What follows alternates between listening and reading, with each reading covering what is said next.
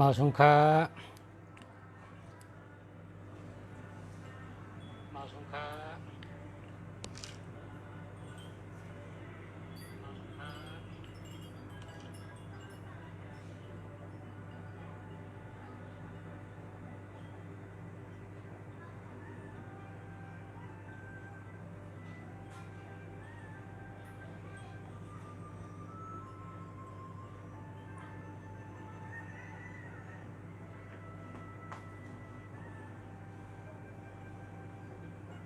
นี่เขาจะ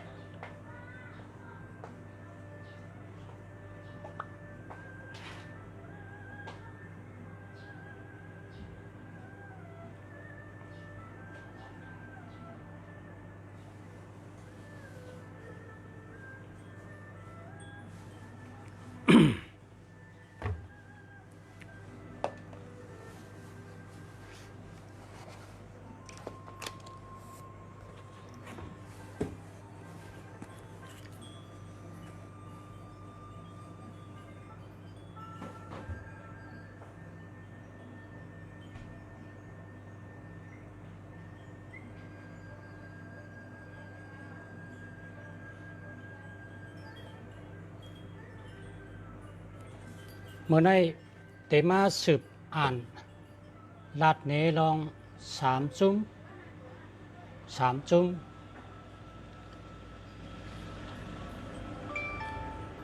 ลอง3 จุ้มปืนคุณหอคำ3 เมืองปืนคุณหอคำ3 เมืองอันนั้นก็3 จุ้มเป็นปับเล็กอันปันตั้งหูก้นก็เลยไล่อ่าน3 เปลี่ยนเพราะไหนจึงก้นก็นั่นเป็นก้นดักแหลมกูปลายกูไผ่กูตังเป็นก้นรอบขอบตั้งหูรอบขอบเป็นก้นมีตั้งหูแคมตั้งหูหลีอาจ้างหลีตั้งเฮ็ดหลีตั้งลาดหลีหมออ่อนโหหลีหมอปกป้องหมอเฮ็ดหมอสร้างหมอคึงหมอป้องหมอ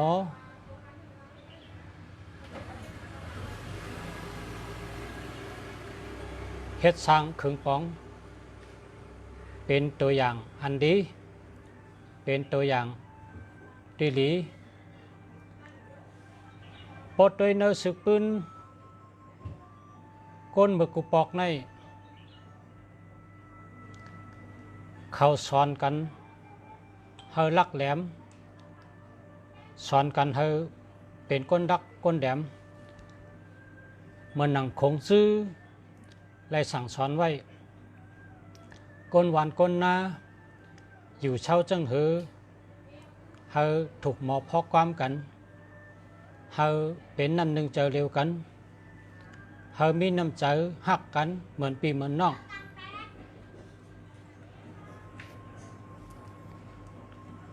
พอโดยเนื้อสึกปืนก้นลักแหลมกูปอกสั่งสอนไว้ในก้นคือเหลือมีผู้อ่อนโหลีก็ก้นคือนั่นก็ขึ้นเยอะเมื่อก่อนเมื่อปนมาต่อถึงวันเมื่อไหร่เขาอ่ำตกแต้มให้ปอกก็เพราะว่าเขามีครูสอนอันดีครูสอนอันว่านั้นมันจะว่าสอนในห้องเรียนก็นอกห้องเรียนก็เป็นครูสอนกว่าในวันเนื้อนาก็เป็นครูสอนอยู่วานกำวานอยู่เมืองกำเมืองอยู่ที่ไหนก็ปกป้องอ่อนเฮ็ดอ่อนสร้างลายเฮ็ดลายสร้างลายลาดลายจ๋าลายโต้งหนึ่งอ่อนก้นหวานก้นนาปกป้องเฮามีนำกัดดังหูเฮามีไปอยู่ดีแคมเฮามีไปหมากมีแคมเฮามีการหากินเด้งต้องไล่แมนจอมล็อกลายแหละมีตังขึ้นใหญ่มาสูงกูเปิงในมันอยู่ที่คู่ ผู้มีตั้งหูเขาเจ้าอ่อนเฮ็ดอ่อนสั่งเพราะว่าเมื่อก่อนในปัตตุยเนื้อสืบพื้นแต่ได้หันคงชื่อเขาสั่งสอนไว้ก้นอันแต้ม3 จุ่มนี่ก็มันเป็นคู่เหลวันเหลเมืองสอนเด็กสอนไล่กว่าวันหนึ่งย่าวันหนึ่งอ่อนดัดลองดีอ่อนเฮ็ดลองดีสอนเด็กให้ก้นวันปันเงินเดือนก็มันเอามันก็อยู่ก็จำก้นวันก้นเมืองเรื่องเขามันมันก็สอนเด็กก่อยนั่นมีวันหนึ่งก็เปิดมันเหลวันลาวเมืองหึงไหนอ่ะมันได้เก็บหอมตอมจู้ลองเปิงเป็นอันเกิดมีมาตั้งหลังศึกปืนอันเป็นตั้งหลังมันจังมาเก็บหอมตอมจู้แต้มเฮ็ดเป็นป้าพลิกก้นก็ในชื่อว่าล่อกลตรงล่อกลตรงนี่เป็นก้นแต้มเด็กก็อ่อนตั้งสุดลอง3 จุ่มพอแตกเหมือนหนังในเมืองใต้ก็จุ่มปางช้างจุ่มวันไฮจุ่มหลอยใต้แรงจุ่มเมืองลาจุ่มน้ำสันในเมื่อเดี๋ยวในมีอยู่5 จุ่มอ่ะนะพอก้นหมอแต้มก็แต้มเป็นปืนไว้จุ่มเหลือเฮ็ดลองดีก็แต้มชื่อโยโย่จุ่มเหลือเฮ็ดลองไห้ก็แต้มชื่อโยโย่จอมหนังเปิงเปลี่ยนมีเตะเปลี่ยนเตะปีเหลือเลินเหลือวันที่เหลือตีเหลือเผอเป็นก้นไม้เฮ็ดเผอเป็นก้อนไรคำเผอมีวันที่เหลินปีเต็นแดดแดดต่อแต่ไม่พอหึงกว่าแทงปากปี3 ปากปีตั้งนาเมืองใต้เนี่ยจะเป็นปืนไต้5 จุ่มปืนไต้5 จุ่มก็เขาก็เป็นไต้เหมือนกันอ่ะเมืองลาก็เป็นไต้ลอยใต้แรงก็เป็นไต้วันไฮก็เป็นไต้ปางช่างก็เป็นไต้น้ำสันก็เป็นไต้เขาเป็นไต้อยู่เมืองไต้อันเดียวกันมันเป็นสภาวะเมื่อเนื้อ3 จุ่มนี่เขาว่าเงาลายเฮ็ดให้เกิดผู้อ่อนโหผู้อ่อนโหผู้กัดแขนผู้ลงแรงผู้หัดหานเกิดขึ้นย้อนว่าเงาลายหวานเมืองพอเราจะเป็นผู้หัดหานช็อตไหลเมืองใต้ทั้งเมืองหำว่าก็ไหลก็นึงในเขา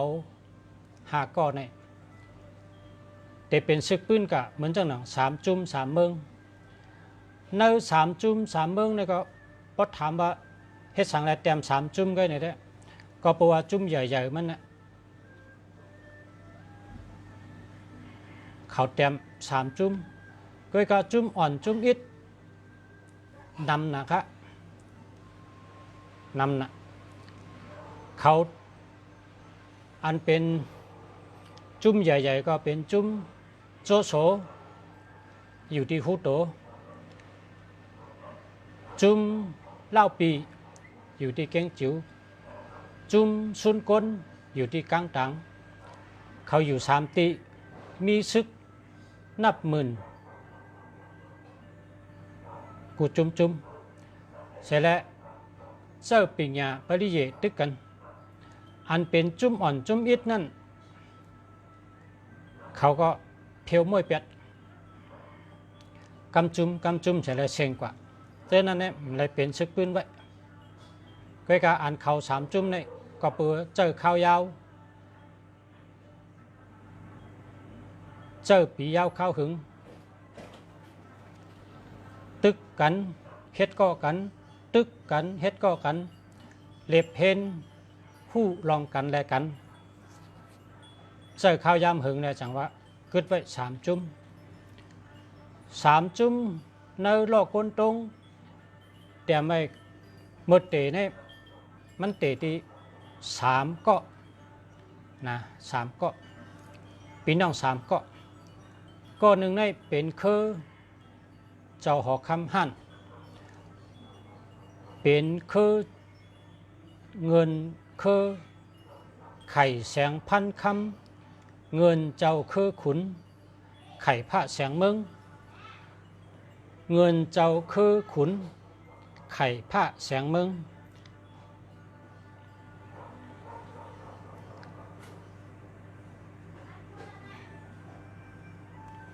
ก็เปิดเป็นเครือขุนคำหั่น เพราะว่าเป็นเครือขุนในเมื่อกูปอกในตั้งแต่เกิดมานั้นไลเห็นหู้ลองการเจอจัดวันเมืองเป็นเปิงหลงเพราะว่าเนื้อออกในเนื้อไปวนในมีอยู่ตัดตีไรขึ้นเจอจัดวันเมืองเฮามันขึ้นเฮอเหมือนเก่าอ่ำไข่ปันเผามาขี่เด็กเด็กเต็งกลหวานกลเมืองเขาเฮาปอผ้าเมเมืองเลยอยู่ลีกินลีมีถังห้างเฮ็ดสนเฮ็ดหน้าหากินเร่งต้องกว่ามาไปรัดแล้วอ่ำเขาเฮาก้นหมึกก้นลึงมาเปกินก็เปิดมีเจอฮักเจอจัดเจ้าเก่าวันเมืองเจ้าเก่าเจ้านั้นมันเป็นเจ้าเครือขุนหอคำหั่นคัดเจอหาได้ก็คัดเจอชนตุ้มหาบ่มีได้ก็โฮมโตโฮมเจอเป็นน้ำหนึ่งเจอเดียวกันได้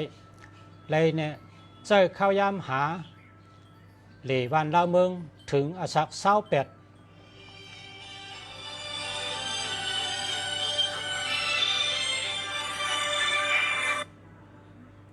ฮัลโหลครับอ๋อฮัลโหลค่ะอ้อเป็นภาษารุ่นดีค่ะอ๋อค่ะเป็นตั้งความอ้อค่ะทุกฝ่ายครับข่าวอย่างเพื่อนทูภาษาดีได้เทศเราอ๋อเป็นคนลังคือฮะเป็นคนลังคือฮะเป็นคนใต้เราอยู่ในที่เรียกเราอ๋อก็แม่ภาษาที่ไทยทอดชัวดูไปจังต้อยไปตังกันเลยนะไทยทอดชัวดูอ๋อค่ะ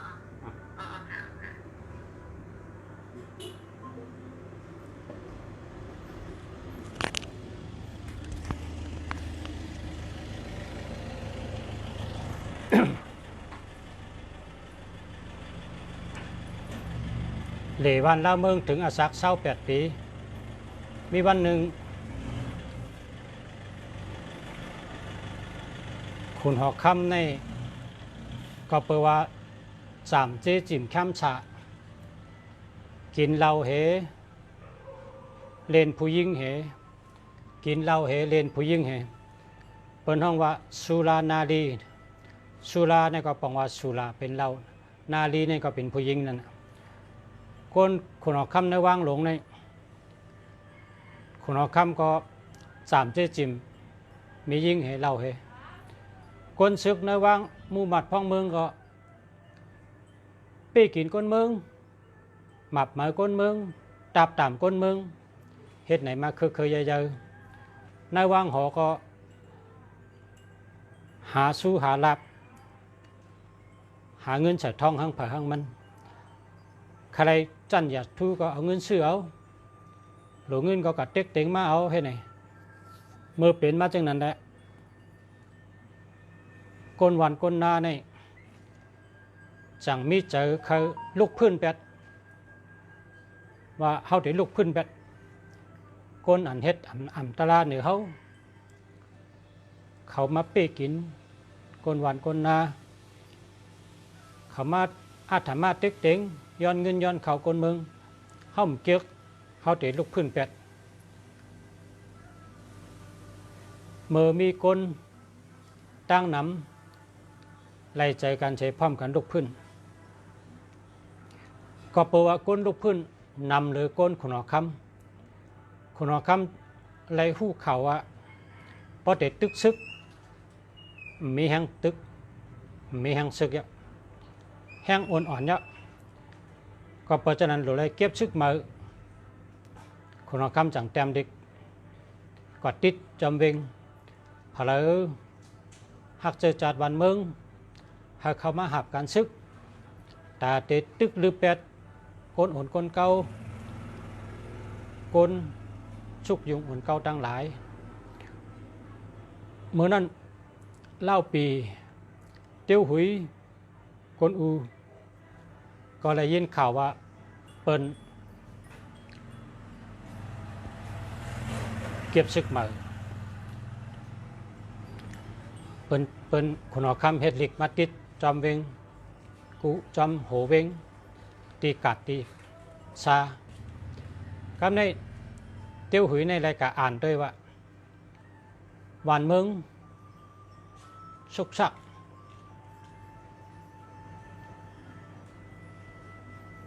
พอเผามีเหอพอเผามีเจอหักเจอจัดวันเมืองก็เขาคำมาให้ซึก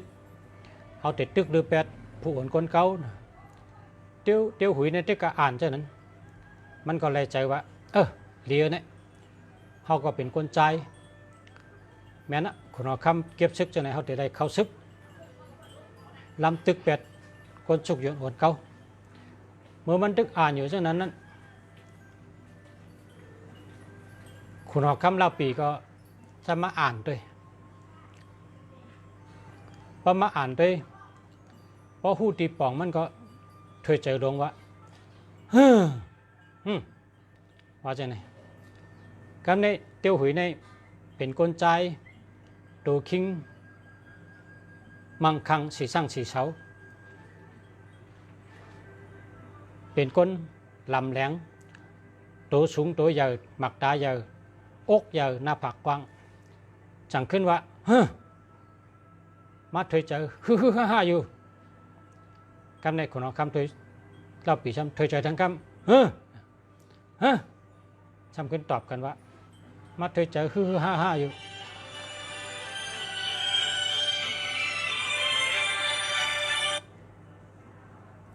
เอาละค่ะ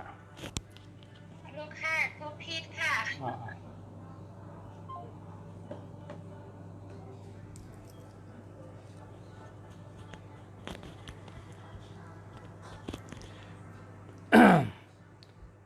คำในเขาก็เข้ากับขายโคเนื้อกัดคนเอาคำเราปีในขายสัตว์ขายชอกตินกวนอูขายโถเตี้ยวหุยขายเนื้อหมูกันในเตี้ยวหุยในเอาเนื้อหมูในใส่ไว้น้ำบอกเอาเปียมาหินลงเต็งไว้ว่าป๊อเผยยองอะไรมาหินก็ให้เอาเนื้อหมูในกัดกินอ่ะมันมีเผยยองได้ก็เพราะว่ามาหินมันนักนะก็เพราะว่ามาหินนักนะคำในเปิดมาหาซื้อเนื้อหมูตื่นชานกันจอมกัดจอมจ้าคนขายเนื้อหมูก็มาเมื่อไงการในคนอูจังกัดถามคนขายเนื้อหมูว่าแห้งแล้วขายละไอ้น้องเป็นคนกล้าในโลอันน่ะลูกกล้าเป็นปอกล้าในโลมีใจอันน่ะลูกกล้าการในคนขายหมูจังว่ามันเอาไล่เนื้อหมูพอเลี้ยงเขามาเป็นช่างไรเอาไล่ก็พอเลี้ยงเขาเอามาหินลงเตียงไว้มันเอาขึ้นไล่มาหินนักหนาคำในคนอูจังว่ามาหินก็นั่นไงมากเอายองปันคนขายเนื้อหมูขึ้นว่าอย่าไปอุบลงมันมีเผาเป้อะไรมาหินลูกเนี่ยพอเลี้ยงเขาลัดว่าพอเผาเป้อะไรมาหินลูกเนี่ยเนื้อหมูเนื้อบ่อเนี่ยเอาก็กินปันลายวะเนี่ยการในคนอูจังว่าวัดเตะเนี่ยวัดเตะการในคนอูจังยุกมาหินพอยุกแล้วก็เอาเนื้อหมูออกมาสั่งให้คนขายเนื้อหมูแก๊สเท็ดปอดแจกปันคนเนื้อกัดกูก็เห็นในเป็นรองหูจักกันดังเล่าปีดังเตียวหุยดังคนอูเตะมากันนั้น3 เกาะอันนี้ก็ บางทีเขาเตรียมว่าสร้างก่อ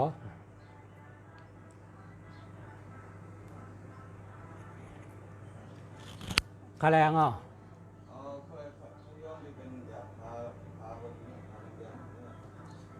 พยองเมตตาพยองแก้มฮะ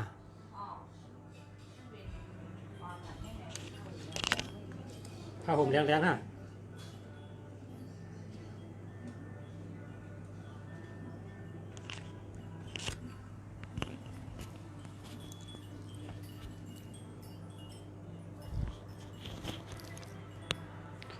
พอเด็กใครลองเขาพี่น้องในมันจะยาวนะอันนี้ลองเป็นมา3 จุ้ม3 มึงตีหนึ่งเลอเสนนั้นก็อันเป็นชุดก้นเขาที่ก้างต่างนี่ก็เป็นเครือขุน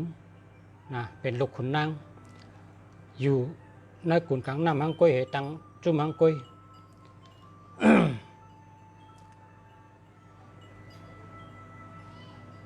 โจโฉในอยู่จอมขุนหอกคำเมื่อเตได้เป็นก้นซึกขุนหอกคำใกล้การเนอบางสุกซักและลูกพื้น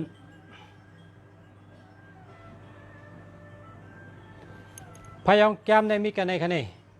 มีแต่ปับลิกเนี่ย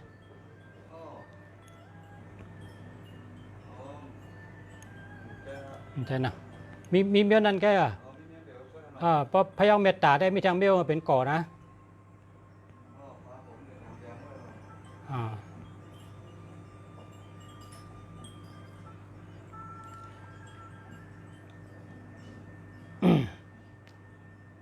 เอาเป็นว่า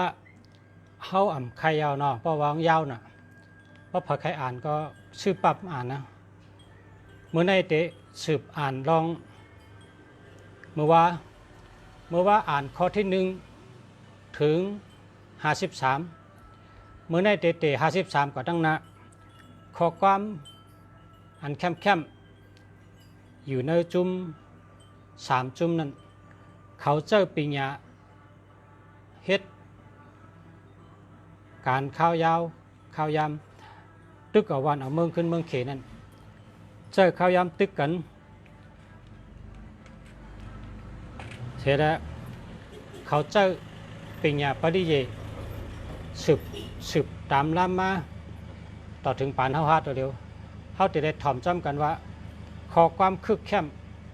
ก้นกัดแขนภูมิดังหู้เขาเจ้าอันเป็นก้นกึกกำพะป้นก็เป็นปีป้องมันหาปากเย้ายังตึกคืดกาบต่อถึงวันเมื่อไหร่นะเขาขาดที่มาถ่อมจ้ำกัน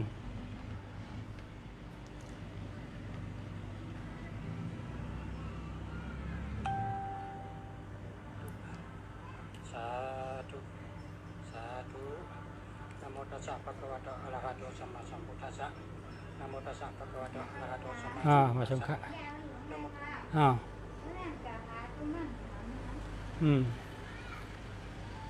มาหาไผ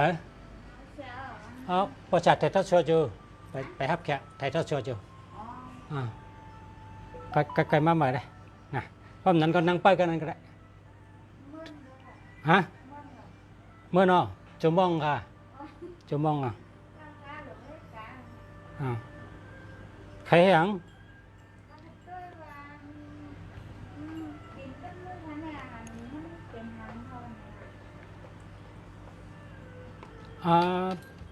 มันจังกึดค่ะบริษัทไทยทอดโชว์เลยมันจังกึดนะต้องค่อยมากขึ้นเลย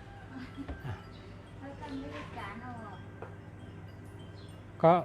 มันจังกึดอะไทยทอดโชว์พอรัดนั่นในก็เปิ้นก็ยินบ่ได้ยินก็แล้วฮะ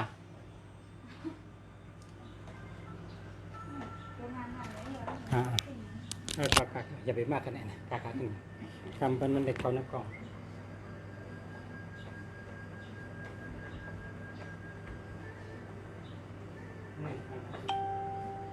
ซักกันเลยเดี๋ยววันหลังปุ๊บ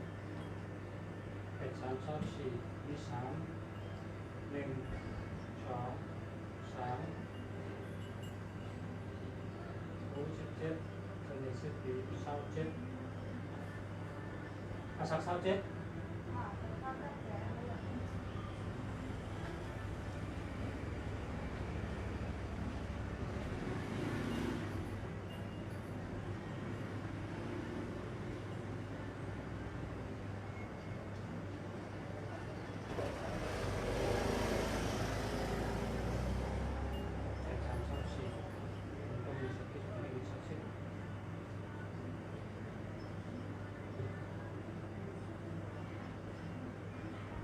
เอา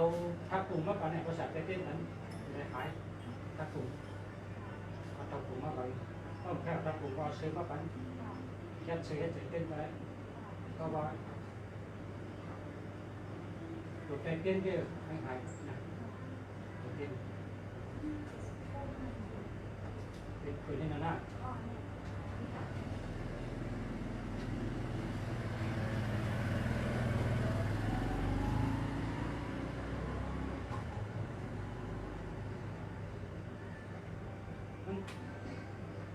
ราสุดเด็กเป็นได้สุดติดเข้าคนตายเอาธรรมศาสตร์เป็นปากจริงนะมันยกขาเป็นจริงเอาชอบกินปูคนพื้นเชื้อพื้นแต่แกต้องมันปิ้งนี่แหละเอาเจ็ดยกขาในวันรองเราต้องนั่งต้องได้เส้นๆเลยนะแค่เคยชอบอะไรปูคนพื้นเชื้อพื้นแต่แกต้องนั่งแล้วก็จังไปมาแต่เต้นนะพอมาแต่เต้นก็เขาเชื่อไว้ใจมันจะได้เต้นนะจะได้มือแบบนี้ยกขานั่นแหละมีโทรมาอะไรก็คือตรงนี้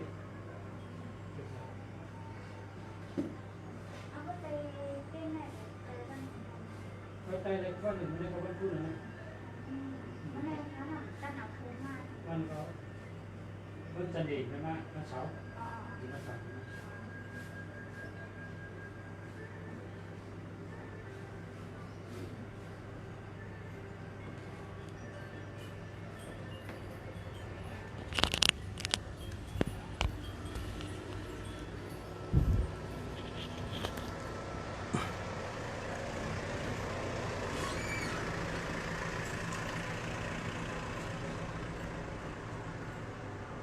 คนยังเว้น มันก็เสาร์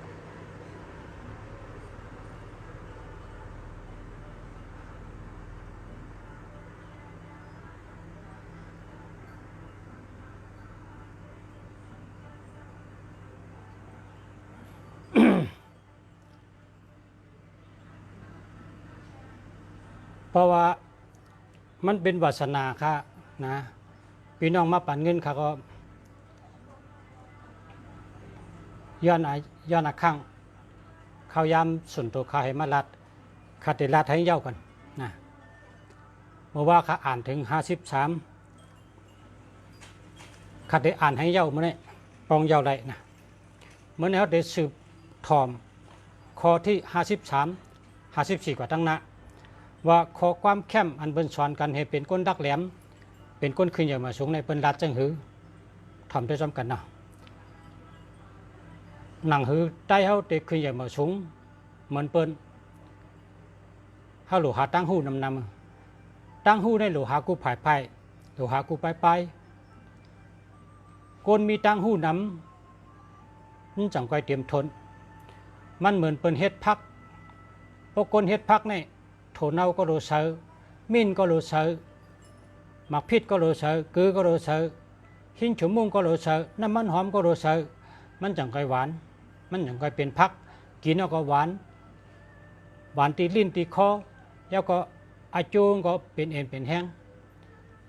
คนมีตั้งหูก็เหมือนกันนะตั้งหูก็หลูหากูเมียวกูไปกูไผ่พอหูไผ่เลี้ยวมันก็ไหลลองนะพอเปิดมีเนื้อหมูหลายๆป้อมมีเกลือมันก็หวานป้อมมีหมักพิษมันก็หวานพอมีเนื้อหมูมันก็เริ่มหมักพิษเชอโลเกลือเชอให้ชั่วโมงเชอจังไปหวานเชอขิงเชอข้าวหอมมันจังไปหวานเหมือนนั้นพอมีเนื้อหมูหลายๆให้มากินให้ไหนมันก็กินไรมันเหมือนจังพี่น้องใต้เขาเนี่ยหูตาลาเนี่ยหูตาลาเมียเหลียวมันก็ตื้มไรก็ตาลาก็เหมือนจังเนื้อหมูนั่นน่ะ เนื้อหมูในหวานเผยเขาใครกินตลาดนั่นก็ต้องดีเผยเขาใครยินใกล้ๆหูตลาดหลายๆก็หลายมันปกป้องเจอจัดขึ้นใหญ่มาชงได้มันกะลองตั้งดีมันเด็ดปาก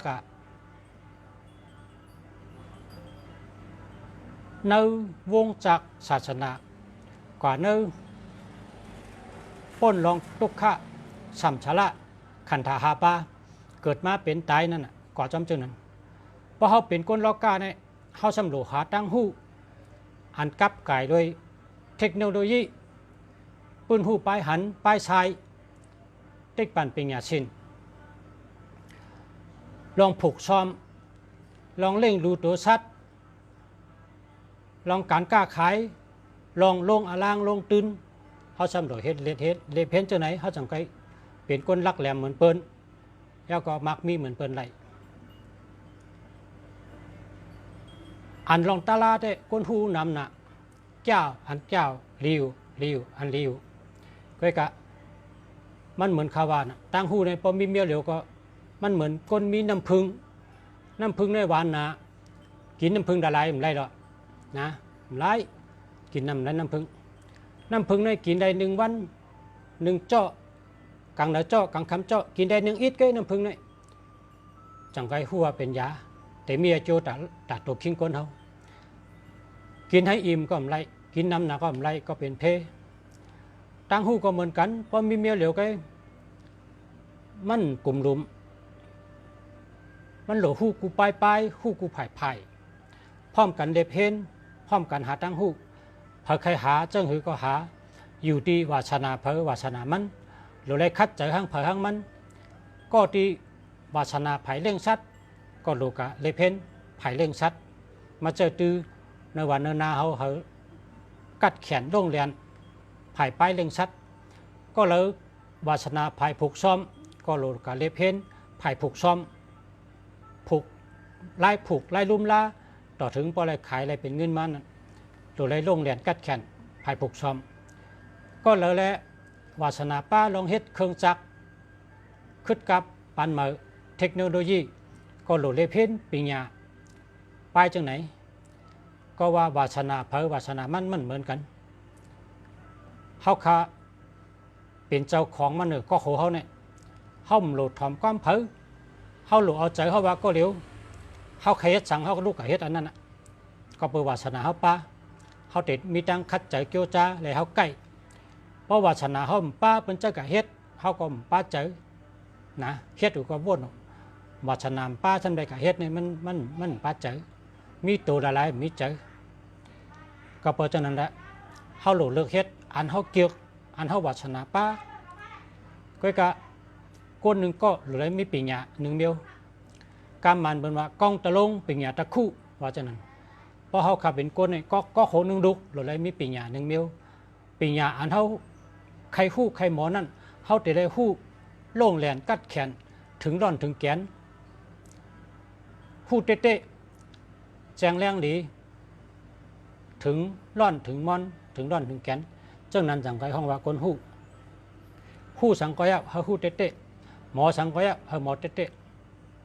ยิงหมอน้ำก็ยิงหลียิงหู้น้ำก็ยิงหลีพอคู่หมอเนี่ยมาอ่อนเฮ็ดอ่อนสั่งเนื้อวันเนื้อนาอำโลกาลาดเนี่ยเขามาเลยมาจอยเขาเลยมาโฮมเขาเลยมาป้องเขาเลยไม่รู้ว่าตัวเจ้าเก่าเฮ็ดพอเปิ่นหันพอเปิ่นยินเปิ่นก็มีหูเปิ่นก็มีตาเปิ่นก็มีอ่อยอยู่เปิ่นแต่มาตุ้ยแห่เปิ่นแต่วนว่าอันก็ในเฮ็ดในไรกินในอันก็เฮ็ดก็ในเฮ็ดในแมนในอันก็ในเฮ็ดในหมากมีอยู่ในเขาเตะห้วนเขาเตะหูหันทั้งก้อยเขาเขาไม่รู้กับกินยาว่ามาป้องเขาแหละมาโฮมเขาแหละเขามีปิญญาเขาไม่รู้กับว่าเจ้านั้นอย่าไปว่าละตัวเขาได้แหละลงมือเฮ็ดนะลงมือเฮ็ดพอเขาลงมือเฮ็ดตัวทบพอหึงมาเขาอ่องป้องอ่องเอาเนี่ยเปิ้นก็ใครมาอยู่จำเขาเปิ้นก็ใครมาโฮมเขาเป็นเหมือนหนังเขาเฮ็ดอ่องนั่นน่ะอีหยังก็เริ่มที่ตัวเก่าอ่อนตั้งเข้าหลหมอหักตัวเก่าโลยุ่มน้ำกัดตัวเก่า โลปกป้องตัวเก่าเฮอมันอยู่รอดแล้วก็เฮอมันเข้มเฮอมันตัวตอนหรือเปิ้นอันตั้งใจแถมนั้นมันเดมาทีหลังเว้ย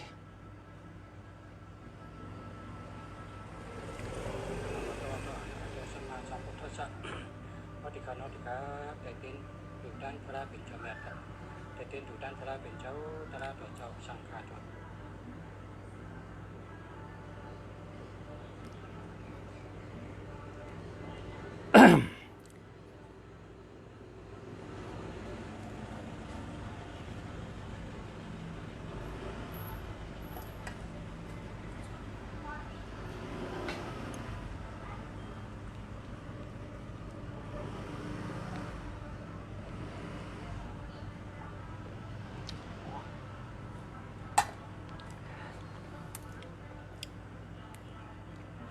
ข้อ53ครับ53ปปล่อยไว้ในเมืองกลเหตุใดพระเจ้าเก่าตายกะเปิ้นถังเรียกในจึงอำรู้ไว้เอาไผ่เผาเป็ดละในเป็นข้อความโจโฉในเต็มดิกเต็มลายในพระวาจาปานอันได้เป็นจอมปองซึกตึกซึกขวากวันขวากเมืองนั้นมันเต็มไว้ตัวทบมันก็ได้มันมีกลกองมาหลาดว่าแก้มจังหนังเจ้าซึกลงเต็มเนี่ยมันมีมาแต่เมื่อก่อนแล้วย้อนกามขอเหลียวเลยมันได้ยินมันก็ว่าเพราะจังนั้นก็แก้มตัวไหนได้มีมาแต่เมื่อก่อนมันรู้ไว้เพราะไว้กำ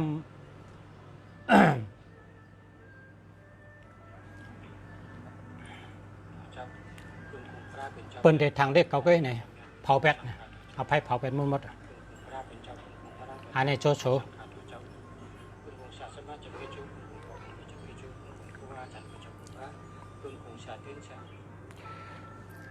ยาดีนั่นโคมตีชบก้อยกะยอกะหายขอความสื่อมันถูกหูก้อยกะมีพรดีอันนี้อองอุยหลัดอองอุยอองดุยข้อที่55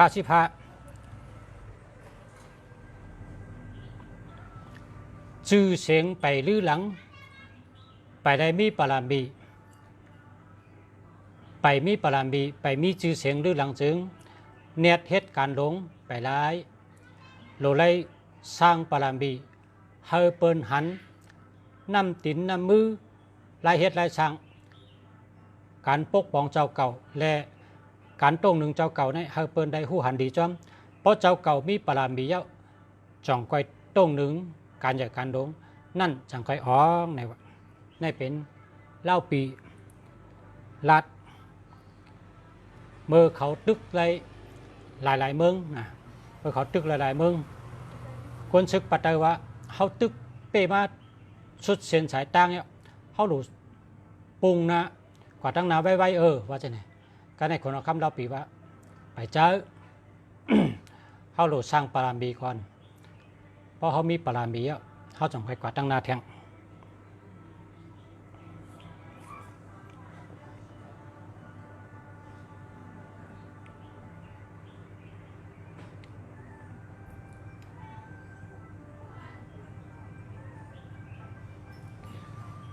การซึกในลำลองมือมีเงาลายหลีพอมีเงาลายหลีอย่าปล่อยหลุดละพอปล่อยหลุดก็รีเชอร์ไหลเหมือนหนังจ้างแมบลิ้นจากเฮอไรอันกำไต้หวันนั้นอันในปังทองหลัดปังทองในเป็นคนกัดแขนโรงเรียนก้อนหนึ่ง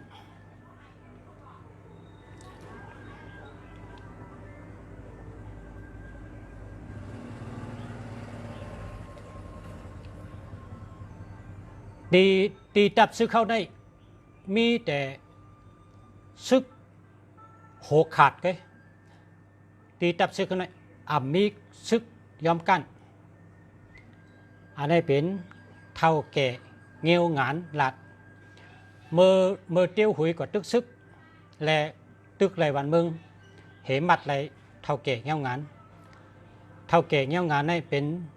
ผู้คนตับกองที่นั้นหลัดว่าตับซึกเขานี่มีแต่ตับซึกโหขาดก้อยมีตับซึกยอมกันว่าจะไหนมันบอกว่าตับซึกเขานี่ให้เป็น ตัดคอขาละขาตื้นยอมกันเผอเมื่อสู่เจ้ายอบไรขาก็แทบคอขาละขาตื้นมีวันยอมกันสู่ว่าจะนั้นคนซึกขานี่มีแต่คนซึกโหขาดก้อยตื้นมีคนซึกยอมกันว่าจะนั้นยอมคนยอมกันในตื้นมีแต่คนยอมโหขาดคนกูบอกในเปิดเอาแล้วแทบคอโหขาดกันนะมันว่าตับซึกขาในเป็นมีตับซึกโหขาดก้อยมันมีตับซึกยอมกันแต่ที่ยอมกันในตื้นมีก็มีวันว่าจะนั้นในเป็นข้อความเงียวงานในเป็นคนเปิดเป็นผู้คนตับของเปิดร้านทีหนึ่งแล้วก็ตึกกันตั้งเตี้ยวหุยก็ยอบอะไรมัน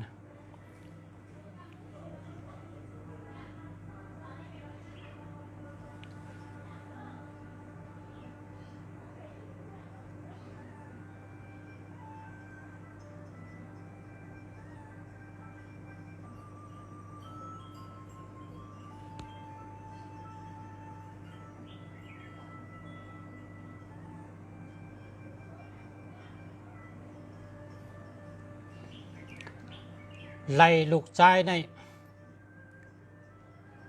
ลูกใจในหรือไล่เมืองหนังลูกซุนก้นเนี่ยว่าในเป็นโจโฉรัดโจโฉก็มีลูกใจซุนก้นก็มีลูกใจก็ก็ตีซุนก้น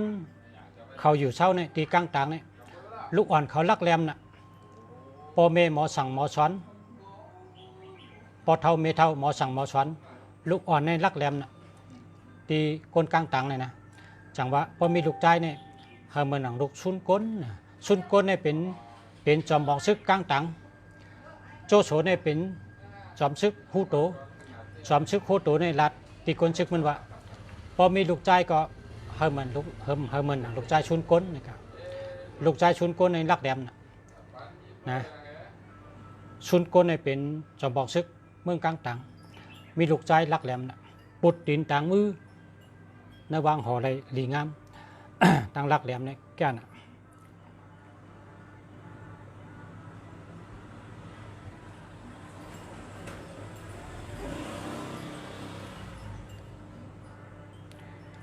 เมื่อในเป็นอ้อยก็กันเสตาก็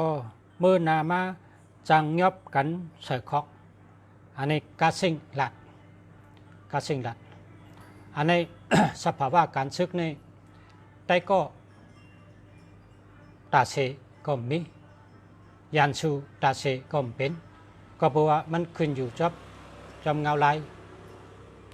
นะขึ้นอยู่จอมเงาลาย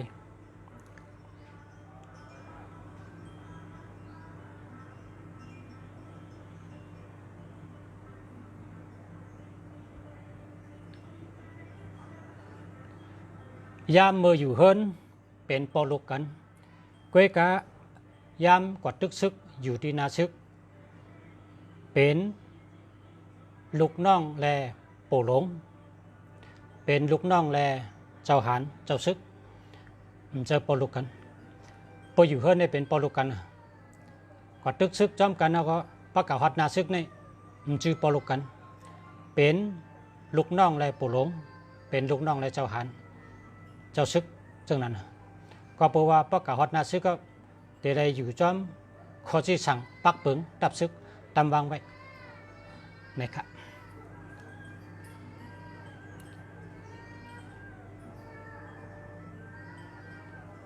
อันนี้โจโฉรัดกันเนาะ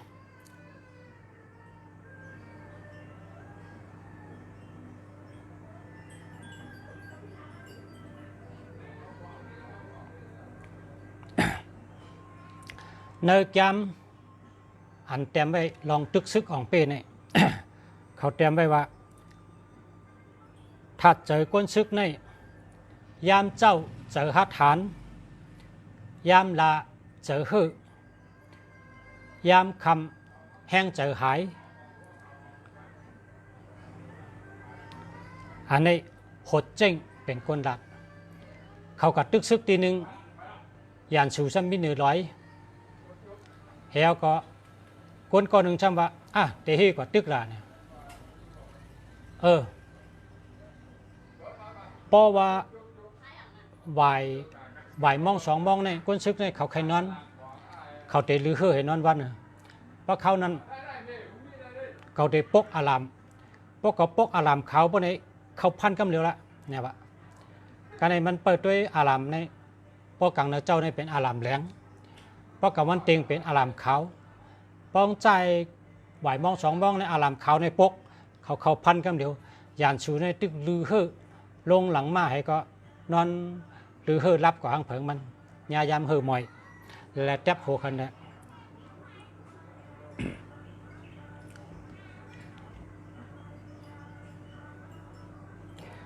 ความกลเท่าลาดว่าโวอ่อนอันตึกเกิดนั่นโกเสือเนี่ยโวอ่อนอันตึกเกิดนั่นโกเสืออันนี้กลเป่งเป็นกลหลัด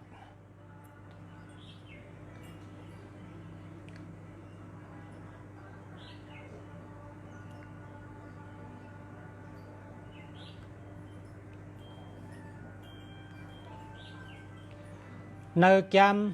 ลองตึกซึกอ่องเปนั่นแต้มไว้ว่าการซึกในนิมเย็นอันนั้นเป็นภายอ่องเปก้นซึกในอันนิมยาก็เย็นฉีนั่นน่ะเป็นภายอ่องเปเพราะว่าเขาก็อยู่ที่เดิมนี่เฮานิมเฮาเย็นนั่นน่ะเป็นภายอ่องเปมันแตกไว้เหมือนหื้อเนี่ยในซุนวู13 ข้อเนี่ยเตรียมไว้ว่าหมักหินลงเนี่ยหมักหินลงเนี่ยเพราะมันตั้มไว้จากไหนเนี่ยนิ่มจุนๆก็เพราะอีมันกิ่งลงดอยเนี่ยมันแห้งน่ะหมักหินลงเนี่ยนะเพราะอีมันกิ่งลงดอยเนี่ยกึกในลงก่อนเนี่ยมันมีเผยเฮ่หมักหินลงไรเป็นว่าจังนั้นครับกวนซึกเนี่ยเพราะว่ามีการสั่งในเฮอนิ่มจุนเหมือนหนังมีสังนั่นเหมือนหนังหมากหินลงอันตั้มไว้นั่นก้อยกาโปโลเรายันชูเนี่ยเฮาเหมือนหมากหินกิ่งลงดอยนั่นน่ะหมากหินลงเนี่ยอีลงดอยเนี่ยกิ่งลงกึกมันมีเผยเฮ่เลยคนซึกเนี่ยเหมือนจังนั้นเมื่อมีการมีงานเนี่ยเฮาอยู่นิ่มเพราะว่ามีการมาในเฮาเหมือนหมากหินกิ่งลงดอยอันนี้มีในข้อความ13 ข้อของชนบุอันนิมนั่นเป้เปิลอีกิมนะอีกิมเป็นคนรัดเป็นโฮซึกอีกิมเนี่ยเป็นโฮซึก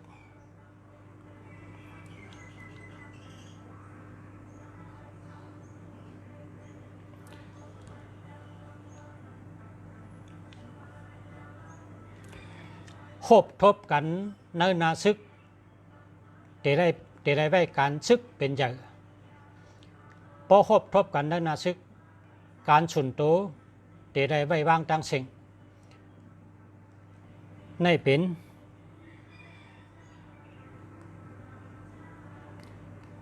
ซีหลงเป็นคนดัด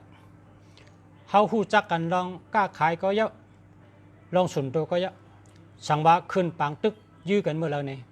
เฮาเตได้ลืมแบดลองฉุนโตตั้งหมดเฮาเตได้ไว้ใจว่าการเจอจัดวันเมืองเป็นใหญ่เป็นที่หนึ่ง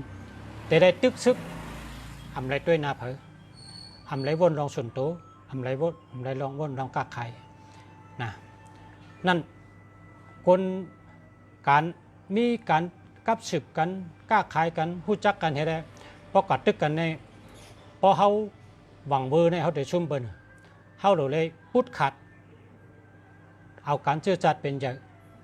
เอาปูนพันเป็นใหญ่เฮ็ดจำให้มันเต็มทนอย่าไปวนว่าเขาหู้จักมันหู้จักเขากาดต่อมันกาดต่อเขาอย่าไปวนนั่นละ พอเขาวนจนนั้นเขาเตะหวังเบอร์เพราะหวังเบอร์ในการวางแผนเขาเตะวนสังก็ออกเพราะการวนอำออกการวางแผนออกสติปัญญาก็มีเขาเตะชุมเปิล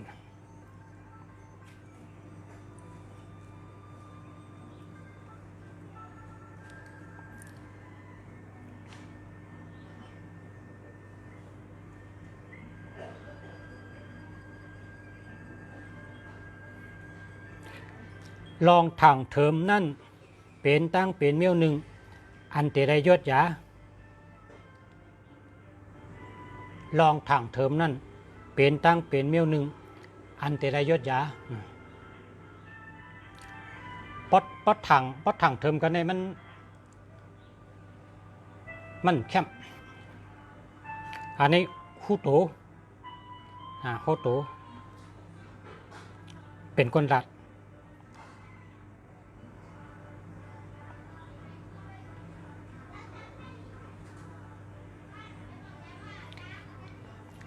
เสือสองตัวคบกันในคู่เตะตายตัวหนึ่งเสือสองตัวคบกันในคู่เตะเจ็บตั้งสองไผ่เพราะว่าเขาสองตัวแห้งโอนเยอะเข้าจังไกกินเนื้อเสือตั้งสองตัวอันนี้เป็นโจผีรัดโจผีนี่เป็นลูกใจโจโฉเพราะว่าซึกสองจุ้มตึกกันเนี่ยปล่อยให้เขาตึกกันเขาตื้นเตะเจ็บตายภายใดภายหนึ่งเขาเตะเฮ่อมอยตั้งสองภายเพราะว่าเขาสองภายเฮ่อมอยเขาจังไกหบชิมตั้งสองจุ้มเหตุใดชิมตายแปดเชิงในเป็นข้อความโจผีลาดไว้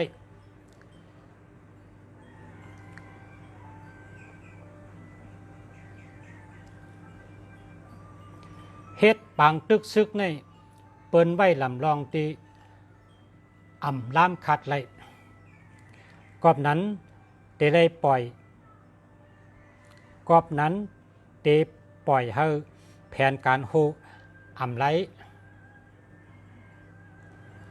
เฮ็ดปางตึกในเปิ้นไว้ลำลองตีอ่ำล้ามขาดไหลกอบนั้น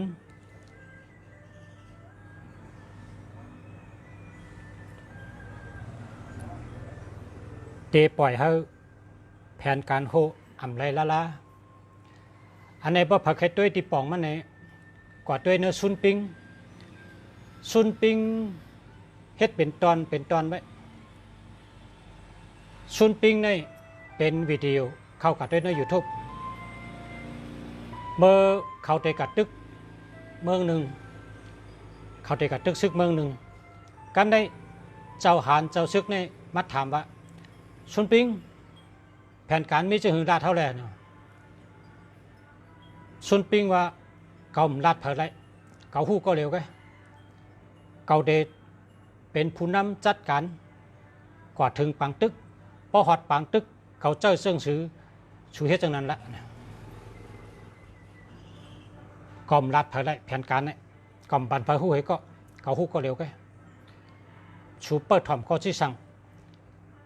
กว่าจอมเก่าละพอหอดปังตึกเก่าสั่งเจ้าหือสุเฮจังนั้นนะชุนปิงดัดจังไหนกันในเจ้าซึกเจ้าหานในมันพอเจอเจ้าซึกเจ้าหานจะได้ลาดว่าข่าวก็ปันเฮาหู้ลองตั้งก็ปันเฮาหู้ห้อมถ่อมข้อที่สั่งลาดมาจังไหนเจ้าซึกเจ้าหานกันในชุนปิงว่าเผอถอมก็ที่สั่งเจ้าซึก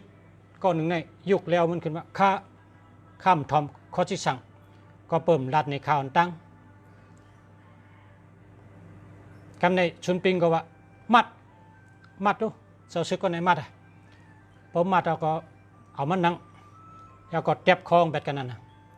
เต็บคองเจ้าซึกก็เต็บคองแบบกันชุนปิงเต็บคองแบบเทพอเต็บคอยเอาเจ้าชุนปิงจังว่าการซึกในหลายชบก็หลายปากนำสามหูอุดไหลกวนสามชบอุดไหลเกาลัดในเผยอย่าไปมาทำแทงการวางแผนเก่าวางแผนไว้ยะตาเด็กตึกซึกใน chú bơ thòm khó chỉ sang cầu cái bỏ hot đi lỗ tức cầu để sang chú hết trong trênนั้นก็ได้เพยอย่าไปมาทำแทงพอมาทำแทงเขาได้เต็บคอเฮอมันหนังเจ้าซึกก็แน่ในเป็นซุนปิงเฮ็ดวิดีโอไว้เพราะใครเขาก็ด้วยในวิดีโอในเต็มว่าซุนปิงนี่นะเต็มภาษาอังกฤษก็ได้ภาษาไทยก็ได้ซุนปิง13 กลยุทธ์นั่นน่ะนะ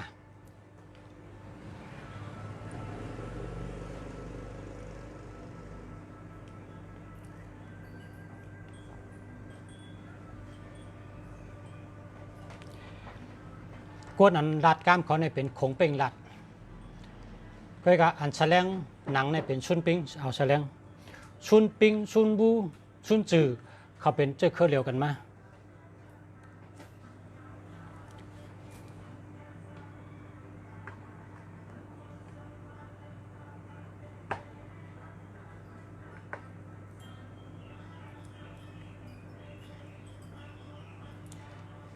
กวนกวนปิดมาปลุงเนี่ยกวนตั้งนอกในหันดีอันนี้เตรียมไว้ว่าการซึกการเมืองกวนเลนมันกังกากวนตัวมันหูหลีอันนี้คงเป็นละพอเขากัดตัวปล่อยปลุงเนี่ยก็เปิดเขานั่งให้ตัวเขามีสมาธิเขาเลยหันว่าก็เลยเอาตำแหน่งเป้าไว้จุดแล้วและเตะส่งปลุงบันเพาเนี่ยเขาหันดีเพราะเขาเป็นคนตัวนะก้อยกะก้นแลนเนบางหมักหนังมนเนี่ยกวางนะก็แปลว่าหมังปอกในอ่านเขาตั้มไปก้นเขาเนี่ยนะ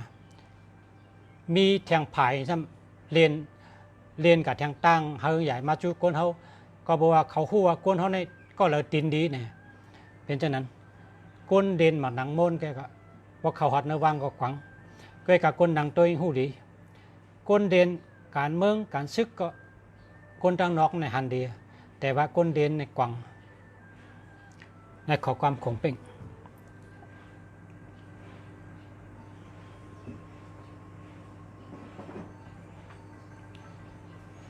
กำในตึกใจอ่อนตั้งตึกเมืองกำลืนอันนี้เป็นมาใต้มันจะมาเจ๊กเป็นมาใต้มาจอมของเป่งมาตึกไตโมกุปอกในไตในแห้งเยอะนะเขเขามาตึกเขก็เป้ปอกพอมาตึกน้ำเขาก็ไปเขาเทินพอเขขึ้นมือเขาก็ขึ้นเฮืองเขมาตึกไตเนี่ยเป้ไตเหปอกกำในป่านของเป่งเนี่ยนะของเป่งมาตึกไตทั้งกำในมาใต้ยามมาตึกหลายปอกมาตึกไตมาใต้ว่ากว่าตึกไตเนี่ยเป้ไตหลายเมื่อเขากว่าได้เขากว่าเกยก็เขาก็ปลายเขาเถินเขาเคยพอเขามาขึ้นเขาก็เอ็นแห้งเขาขึ้นเตรียมเมืองขึ้นกันในของเป่งเนี่ยว่าเขาเตะคือละคนเขาคำสั่งให้กับตึกของพอตึกเป้เตมิเสดนาตาผ้าเนี่ยกันในมาใต้ในจังหวัดว่าพอกับตึกไตเนี่ยเราตึกเจอcáiเนี่ยว่าตึกเจอเป็น1ตึกเมืองเป็น2กันในของเป่งเนี่ยว่าสร้างล่างนี่เขารู้กับยามยินกล้ามเขาเนี่ยซับแรงนี่เขารู้กันในมาใต้จังหวัดว่าพอกับตึกไตเนี่ยโลจอยเลยเขาป้องยอบเลยเขาก็อย่าไปเอาตายปันเงินปันคำปันโคกของปันเขานำตั้งกินลัดดอกเขาลีๆให้เขาปล่อยขึ้นป้องยอบเลยเขาอย่าไปเอาตายอย่าไปนึกจากเขาเพราะเขาหันดีเขาเพราะเขาอ่ำจังเขานั่นน่ะเขาเตะเป้เขาเพราะเมื่อไรเขาตึกจังเขาเนี่ยเขาเป้เขาไล่ได้เนี่ยพากัดตึกก็เป้เลยอันนี้มาใต้ลาติของเป่งการในของเป่งนี่ยอบผู้นำไตเนี่ยชื่อว่าเป่งเฮ็ดยอบเลยเจ็ดปอกมันเอาไตปอกพอยอบเอามาลาดว่าเป่งเฮ็ด ห้องหลุดตึกกันนะวะพอตึกกันในคนศึกสูก็ตายคนศึกเขาก็ตายเขาเป็นโอ้ยดีกันเฮียเป็นเหตุว่าคำย้อมเขยสูในเจอกดชื่มโยพอตึกโยในฉุมเป้เขาได้แล้วพอฉุมยืมปล่อยเขาได้เขาตึกกันแท่งของเป็นเขาปล่อยต่อถึง7 ปอกพอตีแล้วปล่อยพอตีแล้วปล่อยกันเนี่ยเป็นเหตุในคนชึกตายนำหนาคนชึกตายนำหนาเหตุอะน้องใจมันจังวะน้องใจมันก็ว่าปีไอมันก็ว่าเป็นเหตุของเป็นตีใดเจ้าใน7 ปอกประดำเอาตายให้ปอกของเป็นในเจอดีเฮาเฮ็ดโอ้ยดีมันเห็นละเฮาหลุดตึกมันละพอเฮาเฮ็ดโอ้ยดีกันนี้ก็คนเมืองก็เต็มตายทางคนซื้อก็ตายทางรู้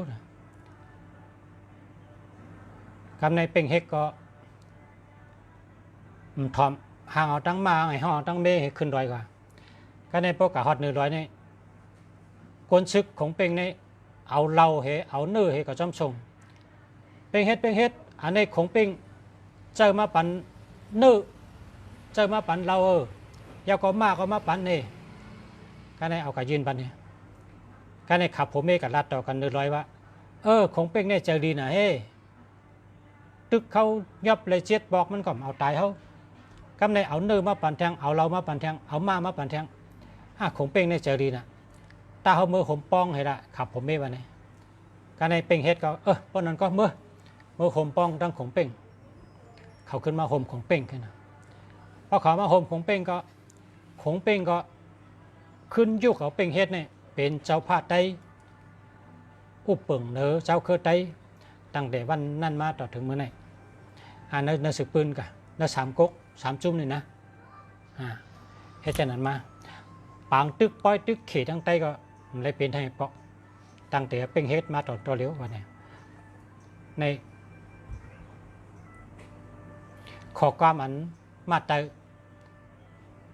ลาดติของเป็นว่ากอดตึกใต้เนี่ยตึกเจอเป็น1ตึกเมืองเป็น2เนาะความ2 ข้อนี่ครับพอกับตึกซึกในเขาดูเอาเจอก้นเมืองอันตั้งจำเจอก้นเมืองอันตั้งชื่อเจอก้นเมืองอันตั้งจอยแถมก้นเมืองอันตั้งพอเมื่อละแลก้นเมืองเนี่ยจำเจอเขาเป็นเจอเขาเนี่ยมีหังก็เขาลาดเขามีหังก็เขาจอยเขามีหังก็เขาเลี้ยงเขาเพราะนั้นเขากับตึกซึกที่ใดเขาก็เตะเป้เป็นในเป็นขอความแคมใน3 จุ่มนะเมื่อเร็วในชูเจ้าเป็นก้นซึกเอากับเจ้าตื้อก็ได้นะ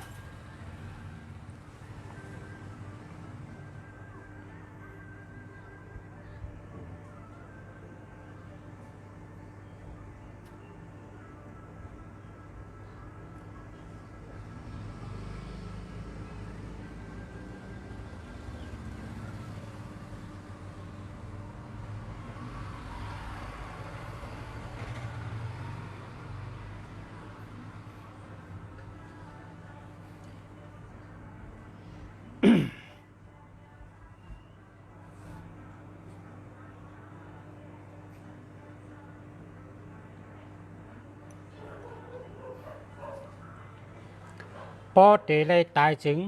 แนงก็โลขัดอันนี้เป็นจอมผู้จอมบองซึกใต้เขาลัดเมื่อปันนั้นเมื่อเขตตั้งใต้ตึกกันอ่านกำใต้ว่ามาตายก็เสือวัดเพราะฉะนั้นนะพอให้ปองง่ายๆก็มาตายก็เสือวัดพอเตะตึกพอเตะชูฮะรัดตั้งตายอันนี้ก็ถึงเขาเลยตายก็มันก็เขาเลยเจ็บอย่าปันมันเอาตายเขาหลายๆนี่ก็ในเป็นข้อกำจอมบองซึกไต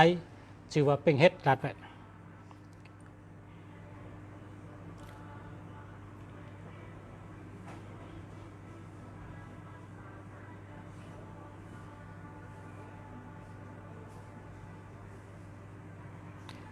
หักก้นหลียานไก่ก้นยอกหักก้นหลียานไก่ก้นแก๊กหักก้นหลียานไก่ก้น8 ลายก่อนวันเมืองเด็กขึ้นใจมาสูงนะ เฮาโหลมอฮักคนดีเฮาโหลอยู่ยานไหกันต่อครับเฮาโหลอยู่ยานไก่ก้นยอกเฮาโหลอยู่ยานไก่ก้นแก๊กเฮาโหลมออยู่ยานไก่ก้นแปดหลายเฮาโหลมอฮักคนดีไว้เพราะจังไหนวันมึงจังไปขึ้นเยอะคงเป็นรัฐ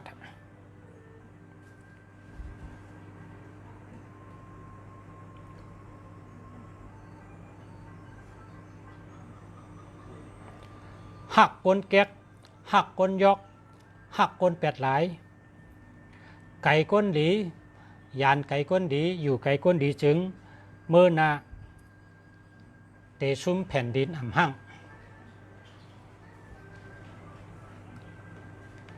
นะพอเผอหักก้นยอกเฮ็ดก็ก้นยอก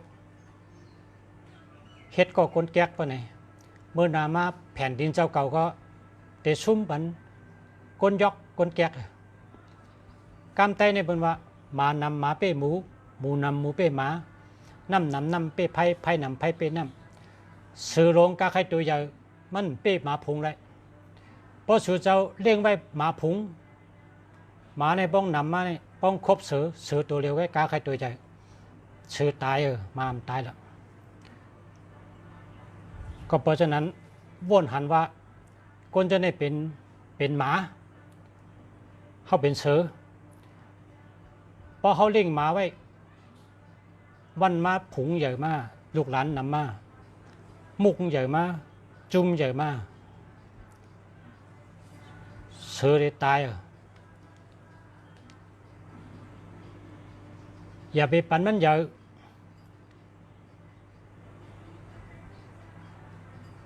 68เต็มมือมันไปใหญ่เต็มได้เป็นเพศตั้งหน้าอันนี้บ้วนหางผังมันนะในเมืองไทยเขาเปลี่ยนไว้ตัวเดียวนี่เป็นข้อความใน3 จุ่มก็เงาลายเหมือนนั่นตั้งเงาลายในเมืองไทยเอาเหมือนเดียวนี้เหมือนกันดีเอามาใจตีเลย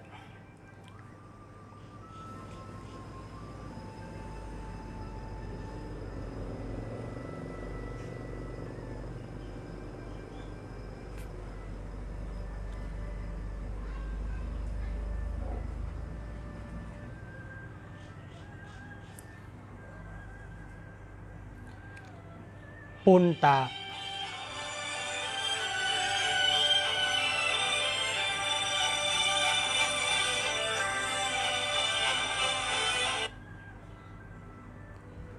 กำปมทขึ้นหน้าทึกถ่ายทอดสดหน้าออกค่ะมาทุกค่ะ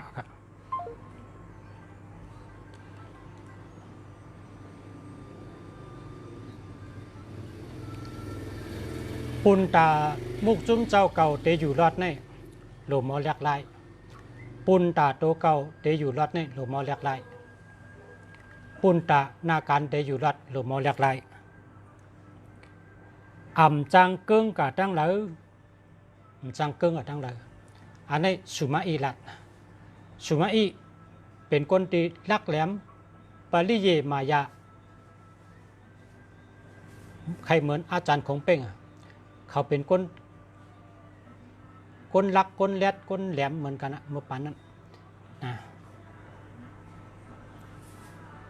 สุมาอีเนี่ยเป็นคนกัดแขนก้อนหนึ่ง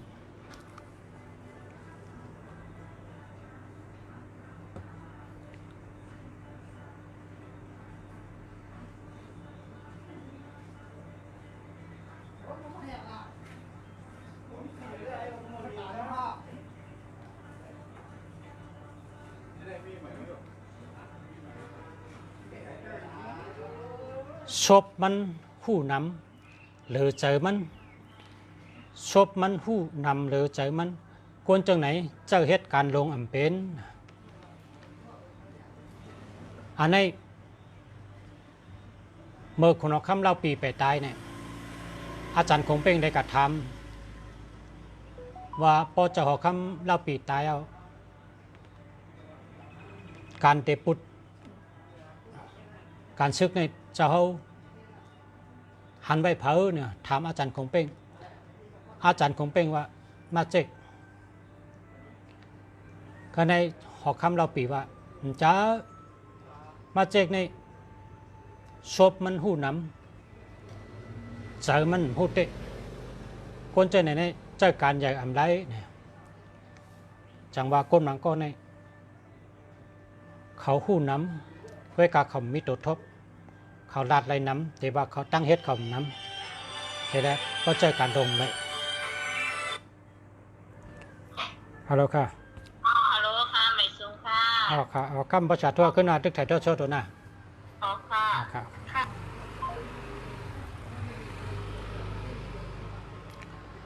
วายมาก็มาเจ๊กในไล่กวาดตึกซึกตั้งสุมาอีไล่ซุ่มซึกให้ได้อาจารย์คงเป็นก็แทบคล้องแบดที่ในนาซึกคนหู้นำซบใกล้กับใจมันหู้นำการทบมือน้ำและเจอการดมไร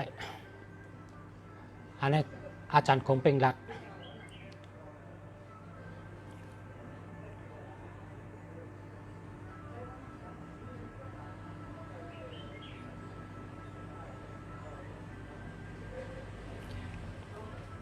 อุบเปิง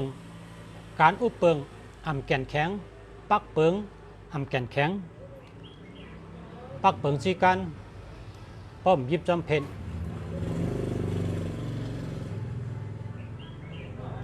และเจ้าตีก้นอ่ำแมนตี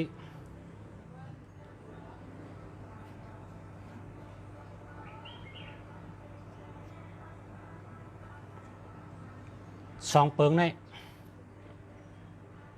จางไรนาการดูชุม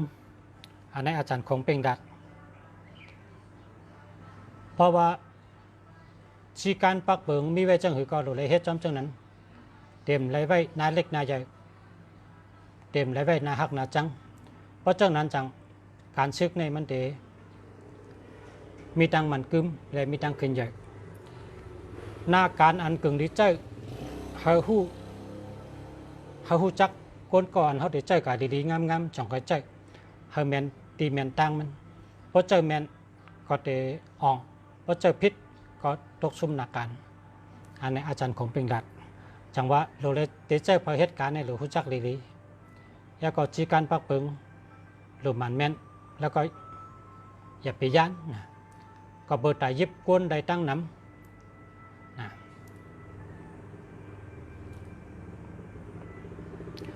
มันแม่นนั่นกะนะอย่าเลยอย่าย่อมนั่นกะแล้วก็เขาหูจักก้นดีๆเสียได้ใจนาการ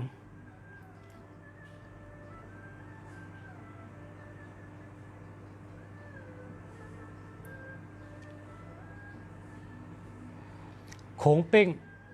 ว่นลองเฮาว่นโขงเป้งเฮ็ดลองเฮาเฮ็ดโขงเป้งลามไหลกูเมียวใจเขาเนี่ยก็เพราะฉะนั้นของเป้งในปีหยามันแก่หรือเขานะอันนี้สุมาอีลัดนะสุมาอีลัด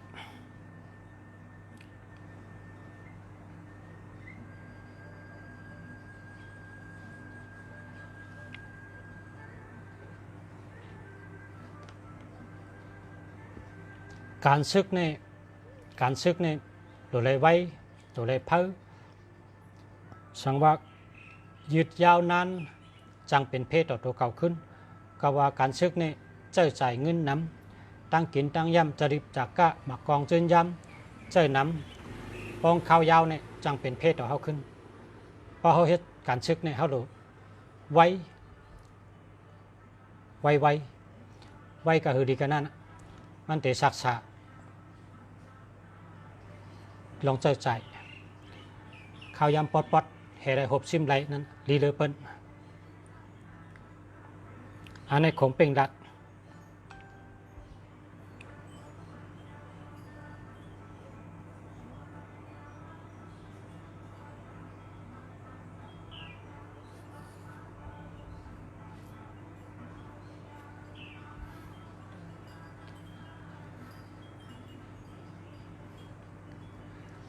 มังก็เป็นคนฮัดหันและเซล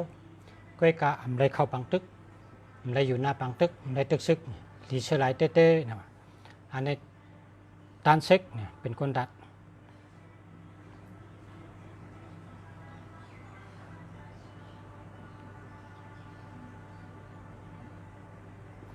อย่าเฮ็ด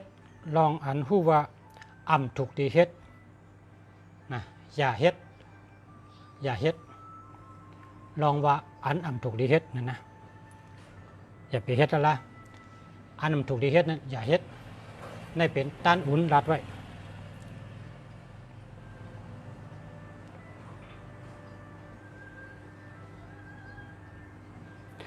ผู้ก้อนซึกในเดลัยไว้ลองหลอดเพวานเมืองลำลองที่ชุด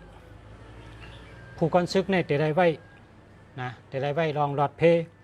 วานเมืองลำลองที่ชุดเพราะเป็นผู้ก้อนซึกใน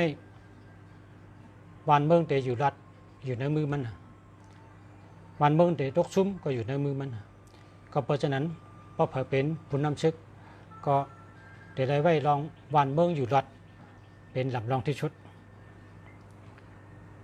สุมาอิรัต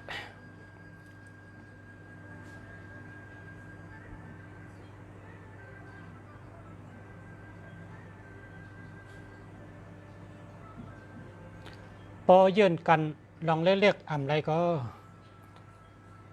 พอถึงลองใหญ่มาเฮาจังรู้ซุ่มพอลองเรียกเยื่นอำไรพอถึงการใหญ่มากก็จังรู้ซุ่ม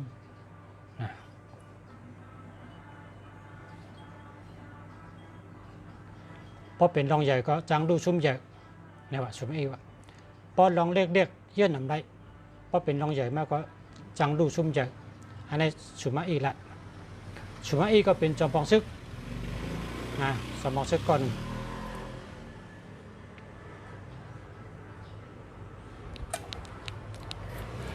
เอาเป้เจอก้นเมืองเลยจึงเป็นเจ้าหอคำเอาเป้เจอเจ้าหอคำเลยจึงเป็นผู้ก้อนตับเป็นผู้ก้อนเติงเอาเป้เจอผู้ก้อนตับผู้ก้อนเติงจึงเลยเป็นพองเมืองอันนี้เป็นข้อความติดลีเตะเอาไล่น้ำเจอไล่หัวใจก้นเมืองเนี่ยเป็นคนหอคำพอเขาเอาอะไรน้ำใจคนเอาคำเพราะคนเอาคำหักเขาก็เป็นผู้ก้อนซึกเพราะเขาหักผู้ก้อนซึกเนี่ยหักเขาเป็นใจเขาเนี่ยเขาก็เลยเป็นพองเมืองนะชุมอีละเป็นข้อกรรมแคมทนอุปเปิงวันเมืองเนี่ยอุปเปิงวันเมืองเนี่ยแต่ได้จอมตลาล่อนแกนมันจึงอยู่ที่การปันสู้และปันต่ำเพราะว่าเฮ็ดจอมตลาดพวกไหนสังวะก็เราเฮ็ดหมันแมนจอมตลาดก็จะได้ยุกยองปันสู้น้ำใจ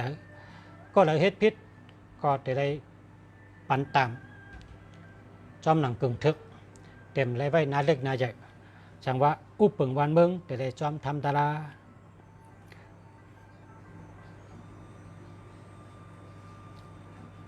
เกิดมาเป็นก้นผานในอ่ำถูกดีอายเปิ้นก็กะเพราะว่าอยู่เป็นก้นผานต่อจัวซักเสียอะไรตายกะพอถึงตายมามีสังนั้นจังไกอายเปิ้นก็เพราะว่าเจ้าเก่าคัดเจอ5อันนั้นก็กอบสังเนี่ยนะพอเกิดมาเป็นก้นผานเนี่ยเราอายเพ้อ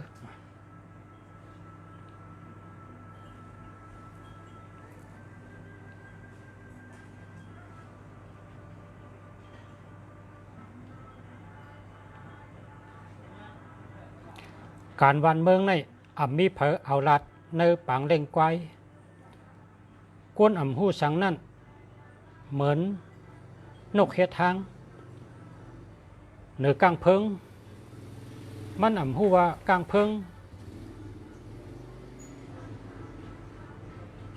เตไม่การวันเมืองในอ่ำมีเผอเอาลัดในปางเล่งไกวก้นอ่ำหู้สังนั่นเหมือนนกเฮ็ดทางเหนือกลางเพิงมันอ่ำหู้ว่ากลางเพิงเตไม่จงหุยหลัดไว้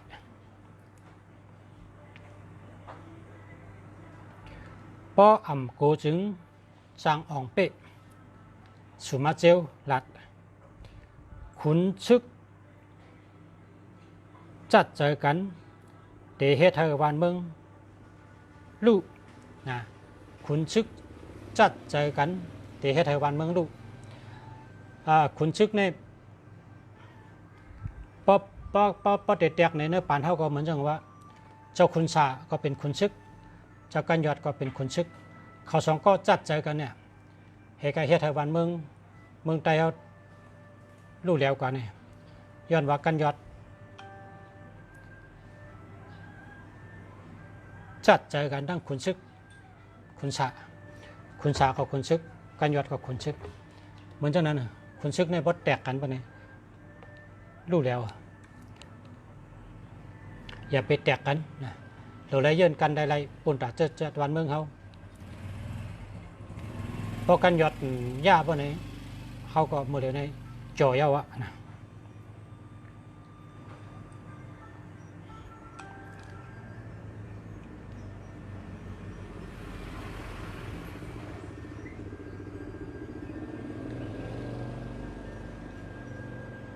เข้าทำเสือเตเฮ็ดหือได้ลูกเสือเพราะฮัดเข้าทำเสือเตเฮ็ดหือได้ลูกเสืออันนี้ก็ป้องเจอกันเนาะเพราะว่าเมื่อนังผู้ใหญ่ก็ดงเหตุการณ์ของมือเดียวนี้เพราะมีตั้งหัดฐานนากันก็ขึ้นใหญ่มากกันได้นึงก็เพราะว่ามีพวนโหหัดฐานและนาการเขาจังขึ้นใหญ่มากกันได้นึงขึ้นใหญ่มากกูไปนะอันนี้ก็ขอความมันป้องว่าพอหัดเข้าทำเสือเตเฮ็ดหือได้ลูกเสือนั่นนะอันนี้ได้คู่กันอยู่กูก็เนาะ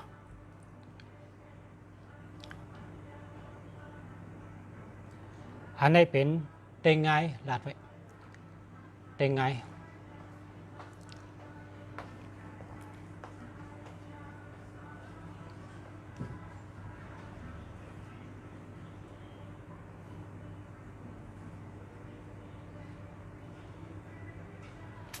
นักกาในเรียกลายจอมเงาลายเหมือนทั้งผู้หญิงอันนี้โจโฉลัดนะโจโฉลัด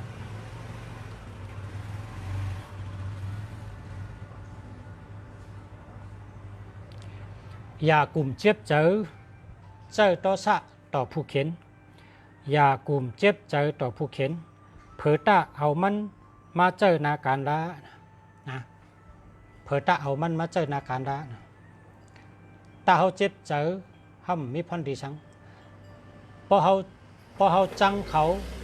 เหมือนเอาไพ่เผาตัวเก่านะพอเขาจังเขาเหมือนเอาไพ่เผาตัวเก่าสังตาเขาเอาเขามาเป็นเครื่องมือเขาละเพราะใครพูดว่าเป็นเจ้าเนี่ยด้วยมารเทศตัวเดียวนั่นเขาจังไตใกล้กับเผอตาจังตาเอาไตมาเป็นเครื่องมือเขาละเขาแจกซับเซพักย่อยจุ่มมันจะบ่ลายกับเชียงในเมืองไต้มีเป็นลายจุ่มปิตุจิตมีแต่เป็นลายจุ่มอันนี้มันบอกว่าขอกรรมคนเลยค่ะเผอตาจังเขาตาเอามาเป็นคนหับใจเขาเจ้านาการก่อนละ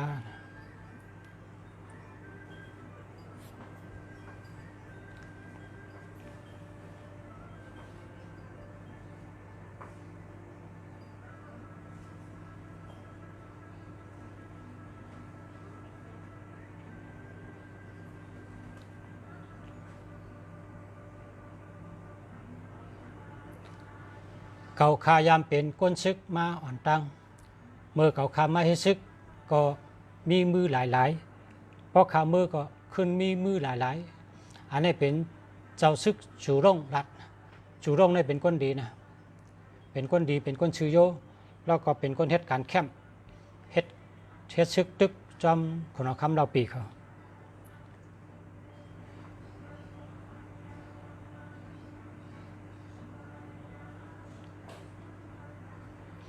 พอเตเอาเป้เปิ้นในจึงโตเจ้าเก่าเตได้มีลองมันกึมอ่อนตั้งพอเตเอาเป้เปิ้นในจึง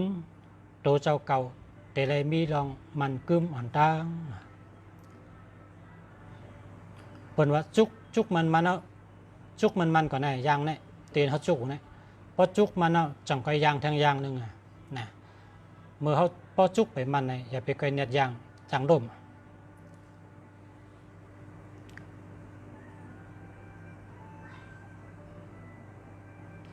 กลแลดเซลในเขาต้วยไก่กลงืองาในเขาต้วยป๊อดในเป็นข้อความโจโฉ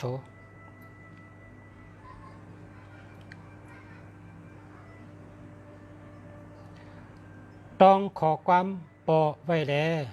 กลแลดเซลสุดนั้นใกล้เสิงโตในผังหางก้นเงือก้นแก่นแข็งสุดนั้นเสิงโตอยู่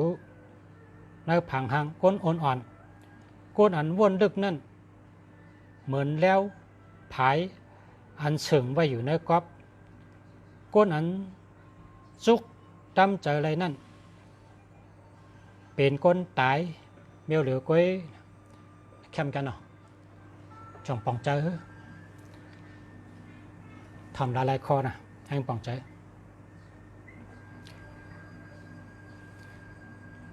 ต้องขอความปอไว้แลก้นแลดเซลนั่นใกล้เสิงโตอยู่ในผังหางก้นเงือก้นแก่นแข็งนั่นใกล้เสิงโตอยู่ในผังหางก้นอ่อนๆก้นวนดึกนั่นเหมือนแล้วอันผายอันเสิงคมไปในกอบก้นอันลูกตั้มเจอหรือเปิ้นใดนั่นเป็นก้นตายก็เข้มจะ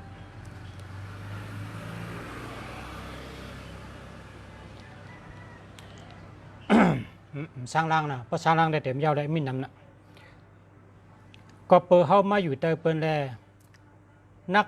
หือเจิ้งหือก็เตไรเยื่นกันไรนะก็เปิดเข้ามาอยู่เตอเปิ้นแลนักหือเจิ้งหือก็เตไรเยื่นกันไรมีปอกขุนคำเล่าปีในไรย้อมน้อมก็อยู่จำโจโฉเจ้าเฮ็ดสังก็ออกขาเฮ็ดกว่าก็เปิดเขาอยู่เตอเปิ้นนะพอเขาอยู่เตอเปิ้นเขาก็หลุดไรเยื่นกันใดไร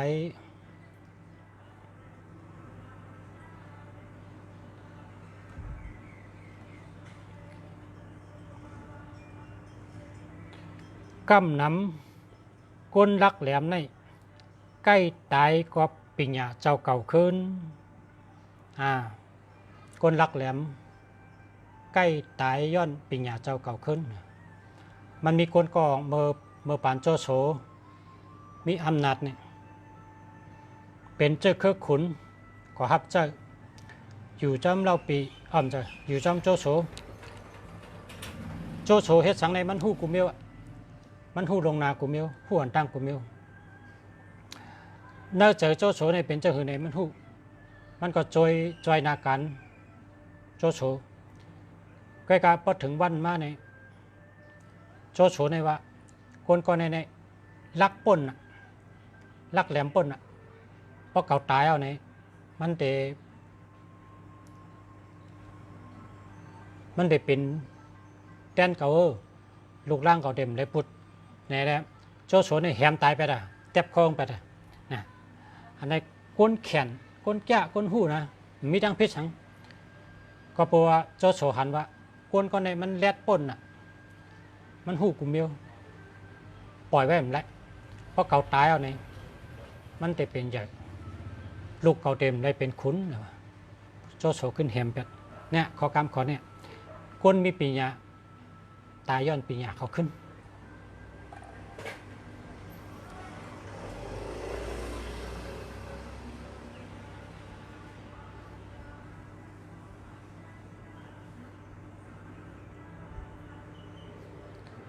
ก้นอันแรดเซลเต้ๆในเขาอ่ำปันเผยหู้ตั้งวนเขาละก้นอันแรดเซลเต้ๆนั่นเขาวนช่างในเขาปันหู้ตั้งวนเขาอันนี้สุมาอีรัดสุมาอีเป็นจำปองซึกไผ่โจโฉไผ่หู้โตนะ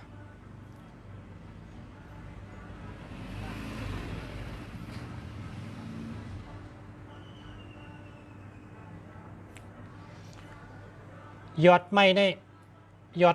หนึ่งสูง 1 อนนะยอดไม้เนี่ย1สูง1 อนกะติยอดหนุ่มมันเนี่ยต้นไม้ใหญ่ไกลก็ยะกะติสูงในยอดอนโกนในพอเป็นผู้นำสูงในแต่ไรหมอนับถือโกนเมืองนะวะโกนในเพราะใครเป็นผู้นำเพราะใครเป็นคนหอกคำเพราะใครเป็นเจ้าบองซึกเพราะไหนจึงแต่ไรหมอนับย้ำนำใจโกนเมือง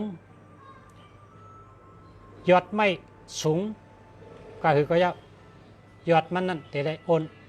ยอดไม่ตะกายอดไม่เนี่ยตียอดหนุ่มมันเนี่ยโอนไว้ยอดก้นอันว่านั้นก็แต่ไรหมอกลมก้อมน้อมนับย้ำนำใจก้นเมืองจังก็จะเป็นผู้อ่อนโหได้เป็นผู้นำสูงได้เป็นคนหัวคำได้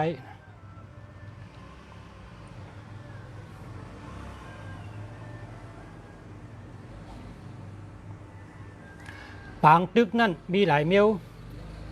มีล็อกลายลิ่งแหลนล็อกแหลนล็อกลิ่งล็อกแหลนหลายคักหลายตอนการตึกกันนั่นอ่ำลำลองตันพรย้อนมันในการตึกซึกเนี่ยมีลองแปดลองแหลนลองลิ่งลองเล่นำหนา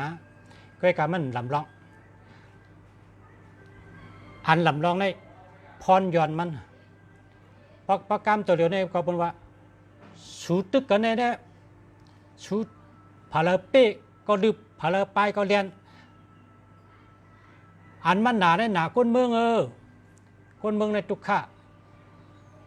โลปัดเข้าก็ไม่ไล่โลตังเข้าก็ไม่ไล่โลกาตั้งก็ไม่ไล่มันหนาก้นเมืองนี่แหละกรรมขอเนี่ยเป็นห้องว่าปางตึกในมันลำลองพรย้อนมันพรย้อนมันอันว่านั้นวายเสกเขาสองจุ้มตึกกันเนี่ยก้นเมืองในตุกขะ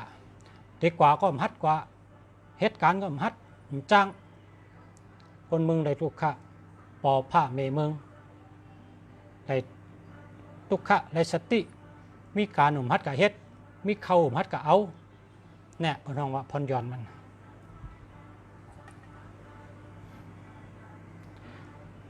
เหมือนเปิดตึกกันในเมืองใต้ตัวเดียวเนี่ยคนเมืองในตุกขะทน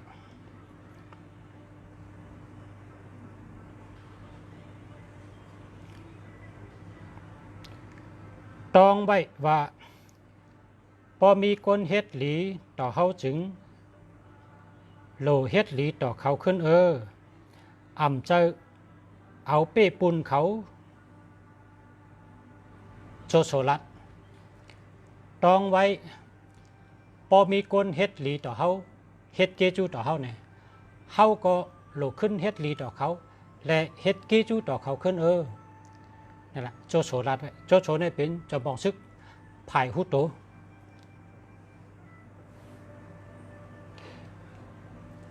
อ่ำใจว่าเป็นจอยเขาเหี่ยวอะไรเอาเป้ปุนบนเนี่ยใจละถูกต้องไว้นะโจโฉรัดเป็นก้นแลดเจ้าตันหือก็มังปอกจางพิษเปิงอันนี้อาจารย์ของเป้งกำไตว่าจ้างสีตินย่างจางปราดนะฮะ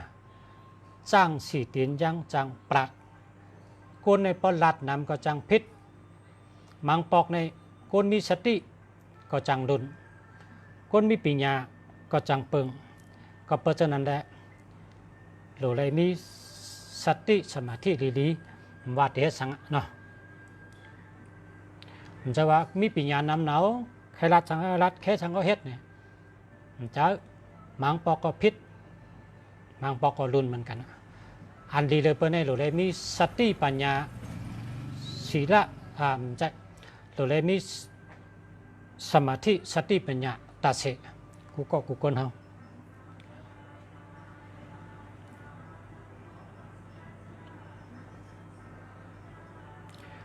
ยิ่งเป็นก้นแรดเซลก็ยิ่งโลเฮ็ดแกงเงือไว้คำพ้องในโลชกหลัดนะมังตีเนี่ยอยู่จำขุนเพราะเฮ็ดแรดน่ะขุนในเขาไว้ใจเขาจังแทบคอเขาเป็ด ก็เพื่อเขาแลดเลยเขามังปอกมังอะไรก็แลดตันเลยก็จะโลเลยอยู่เงือไว้ตันอันนี้ในปานโจโฉในยามมีน่ะเตียบเป็ดคนแก่นะโลชกเป็นก้นรัดโลชกเนี่ยเป็นก้นไผ่ก้างตังเป็นก้นแรดเป็นก้นเจอรีนะโลชกเนี่ย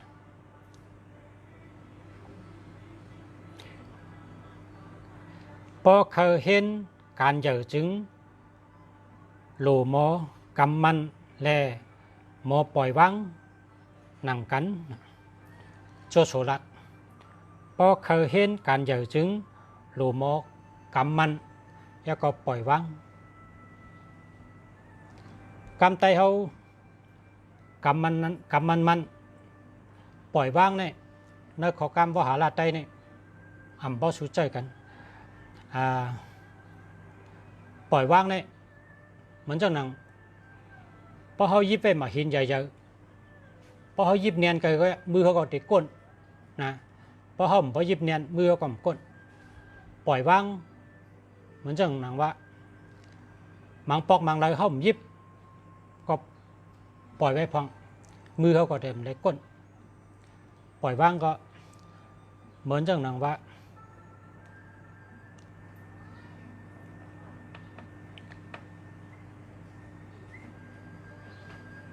อย่าเข่งนาเหมือนนั่งคนชิกยามาเล็ดติ่งในพระราเป็นเจ้านั่นนะเพราะเข่งนาก็สายขาดเพราะย่านนาก็มันดีทอมเพราะสายมันอ่ำเข่งอ่ำย่านจังก็ดีทอมเหมือนเจ้านั้นกันปล่อยว่างเลยนะเข่งหนาก็มันดีย่านหนาก็มันดีปานกลางนั่นนะตึกเข้มอ่ำเข่งอ่ำย่านเส้นตั้งปานกลาง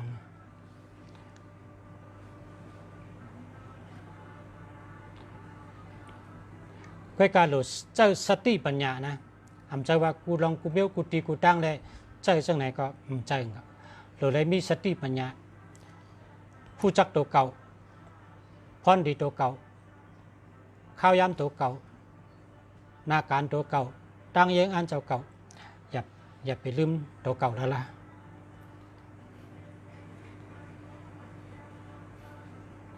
ผู้มีปัญญานั่นโลต่อสู้ข้ามป้นได้เฮ็ดปุนพรเจ้าเก่าก้อยกะพ่อเย้าผู้มีปัญญานั่นโลต่อสู้ข้ามป้นได้เฮ็ดปุนพรเจ้าเก่าก้อยต่อพ่อเย้าผู้มีปัญญานั่นโลมอต่อสู้ข้ามป้นแลเฮ็ดปุนพรเจ้าเก่าก้อยต่อพ่อเย้าปุนพรมีจังหือก็ยับเพราะว่าผู้ใหญ่คนหลองเขาปั่นปุนพรเขาก็โลหับปุนพรเฮ็ดจอมปุนพรเขาแคมแดบเต็มทนใครว่าจังนั้น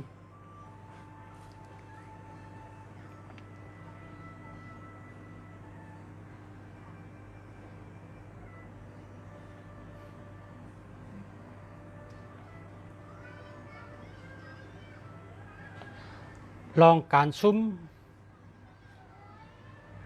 เตชอนว่าเฮ็ดจังหือเตอ่องเป๊ะโจโฉรัดพอเขากัดตึกซึกปอกหนึ่งในเขาซุ้มเนี่ยเขาโลเอามาเป็นตอนสอนว่ากอบสั่งแลซุ้มกอบจังหือแลซุ้มกอบอีสั่งแลซุ้มเขาเตเฮ็ดคือเขาอ่องเป๊ะเขาเตเอาไล่เลยเขาอ่องเป๊ะเขาเตเฮ็ดคือเขาอ่องเป๊ะเขาหลุดมานั่งให้วนครึ่งปองทัดช่างวางแผนได้ไหนโจโฉรัด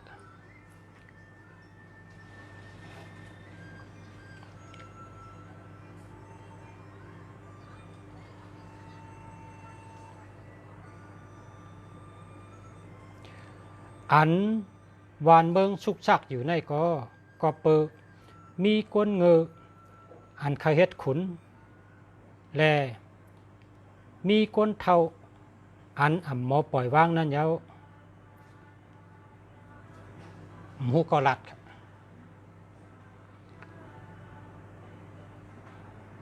ลาด10 กำอ่ำไปตัน1 อย่างเจ้าหอแสงยงเจิ้ง หน้าการใหญ่นั่นอันลำลองสุดมันอยู่ที่ก้นเยาโจโฉเก็บปืนเพใจหน่อเมืองต้องพาชมเกชิขอบใจครับขอบใจอย่าน้ำเพราะข้าอ่านพิษก็ย้อนกันต้อนะเพราะข้าซับแรงพิษก็ย้อนกันต้อนะก็เปิด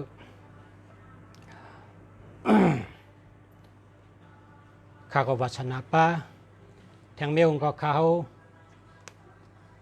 เป็นก้นขายเป็นก้นปิ่นเป็นก้นเต็มลอง3 จุ้มเป็นเด็กไตไว้ก่อนตั้งชุดเนื้อปืนไตเขาและคาไรหันก็คา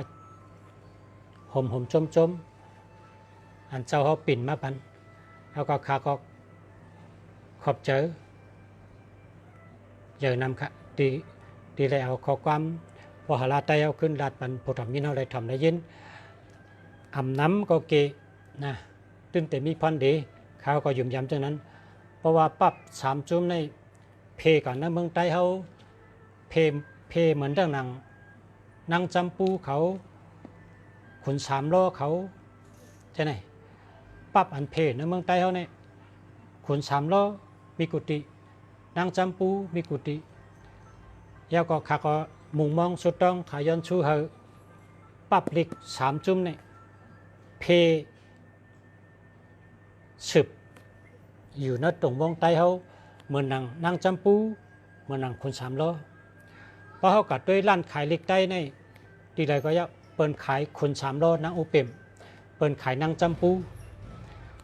ในการหน้าเฮลัยหันปรับ3 จุ้มขายกูติขายกูเวงขายกูวันกูนากูเมืองเหมือนปั๊บนางจำปูเหมือนปั๊บขุน3 ล้อนางอุเปมใช้คำค่ะเพราะว่าชูเจ้าอ่านศึกปืนอาลองนางจำปูเจ้าแสงเมืองในก็เป็นรองอาลองเพราะชูเจ้าอ่านรองขุน3 ล้อนางอุเปมในก็เป็นศึกปืนอาลองตั้งหักเพราะชูเจ้าอ่าน3 จุ้มบ่ในชูเจ้าเตลัยพอนดีภายป้ายมักมีขึ้นใหญ่มาสูงภายการเงินขึ้นใหญ่มาสูงลองการปกป้องน้ำกัดนาเฮินตาเยพระว่าจัดปานเจ้าเก่าขึ้นใหญ่เปิ้งเสือเมือนหนังสายเลือนขึ้นตันสายวันขึ้นเต็งมั่งคะก็แปลว่าปั๊บเล็ก3 จุ้มในปันตั้งหู้กูปลายกูภายหู้เย้าหู้แทงลักเย้าลักแทงแรดเย้าแรดแทงหมอเย้าหมอแทงมันจอยแถมน้ำกัดเจ้าเก่าไหลกูปลายมันเหมือนหนังหมักหินรับผ้าในพอเขาซื้อมาผ้าใหม่มีคมจุบมันไว้พายอยู่เยอะก็กะพอเขาพันไม้ในมันเด็ดทึ่งกว่าเขาสำรับหมักหินกูวันผ้าเขาในเด็ดพายรับหมักหินตาเสตั้งหมักหินรับตั้งผ้าอยู่กึกกันพอเขาก็ถักไม้เดหางดีแล้วก็การงานก็เจียวเย้าแล้วก็ห้อยผ้าก็เข้ม นาการก็เจียวเย้าอุปมาตัวอย่างมันก็เหมือนอย่างนั้นครับปิญญาอันว่านั้นเขาครับหมอไว้เตรียมตัวเขาติดเจอตาชุนตัวเขาเฮิงเข้มแดบแล้วก็เจอตาหน้าเฮินเขาเฮิงเข้มแดบเจอตาหน้าการเขาเข้มแดบเฮเลมันติกอยออกหมอกออกหมากออกยอดออกเบอร์กะฉิบกว่าเนื้อเจอคือเขาเนื้อปีน้องเขาในวันในนาเขาเนื้อเอิงเนื้อยองเขาเช่นไหนมันติมีตั้งขึ้นจากมาสูงนะเมื่อนังพี่น้องเคเขาเฮาหลูจังเคเฮาหลูจังเคเฮาหลูหมอเฮ็ดก็เคเฮาแต่ไรพันดีเพราะเฮาหมอเฮ็ดก็เปิ้นเคก็ยะมันก็ยะเพราะเฮาหมอเฮ็ดก็เปิ้นเผอตาเฮาจังมันตาเฮาเอามันมาเป็นกลจอยการเฮาละ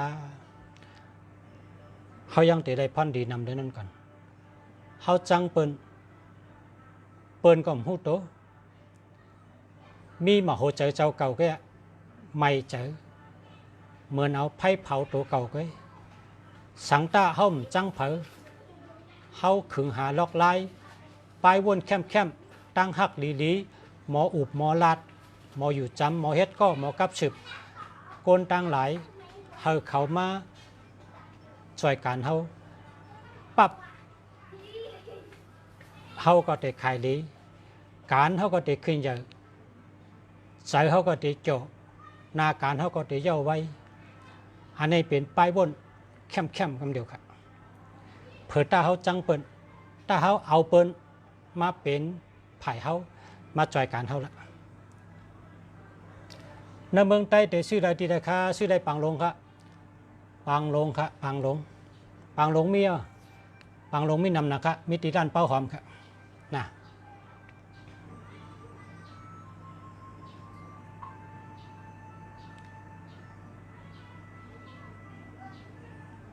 ยินจมค่ะ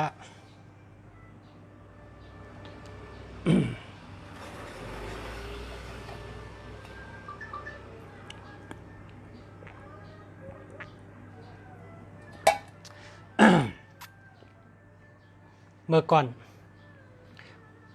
ข้าก็ก้อนหนึ่งอ่ะข้าก็อ่านเด็กปรับแห้งสือแข็งเนี่ยข้ามีไว้กูหมายตั้งหักหมอกหลงเร็วตั้งหักนกแซวอ่อนหมักแกมของอันแห้งสือแข็งเต็มเนี่ยข้าจู้ไว้กูปรับเมื่อก่อนนะเฮก็ปรับเด็กอันนำเลยเปิ้นอ่ะที่สุนโตเนี่ยเพราะสุนโตก็ต่อก็เนี่ยข้าเขามีนำเลยเปิ้นอ่ะปรับเด็กใต้เนี่ยเปิ้นในเมืองไทยเนี่ยเพราะว่าเอาก้ามาต่างเอาปรับเด็กข้าเนี่ยแต่ได้ใจก้าหมอก10 กันนะนำเลยเปิ้นอ่ะปรับเด็กใต้เฮ็ดจังได๋จู้นำในก็เปิ้นว่าเมื่อก่อนนี่อันใดออกมาเหมือนในชื่อให้ไรเอามาอ่านเอามาอ่านเพราะอ่านเอาในซ้ำเส้นเหี่ยวก็วางไว้คับไว้จังได๋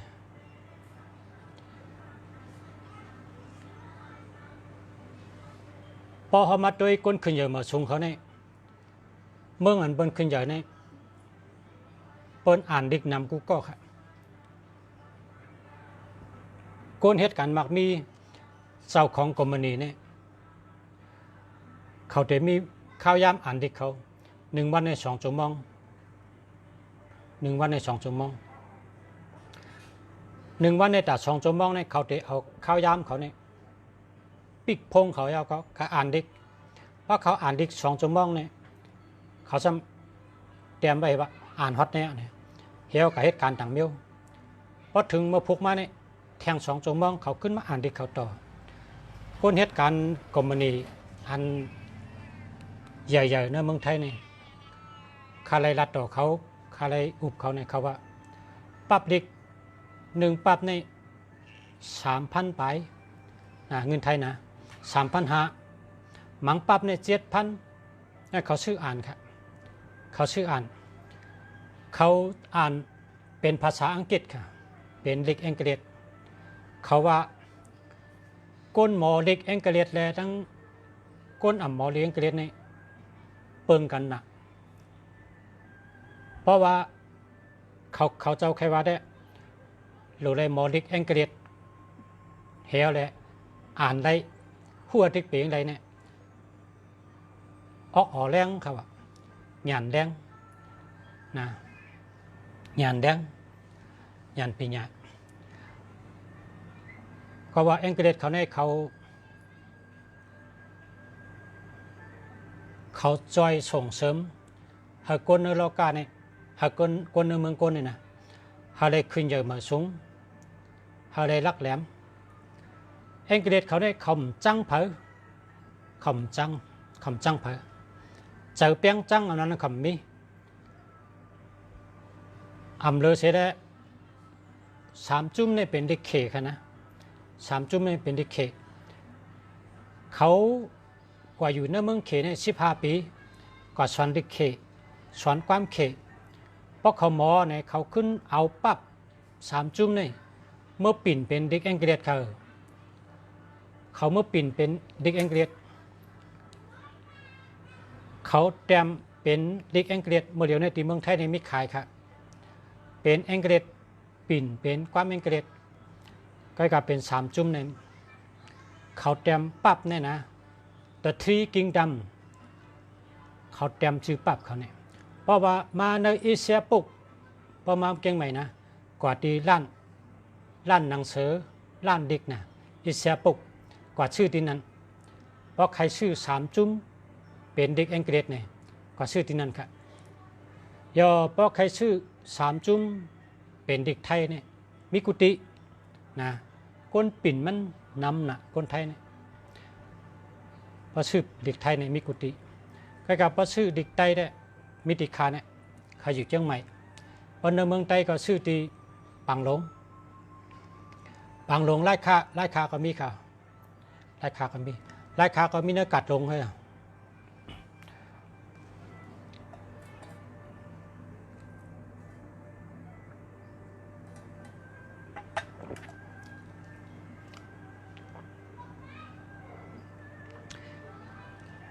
มันได้อ่านเย้ากว่าเย้าค่ะก็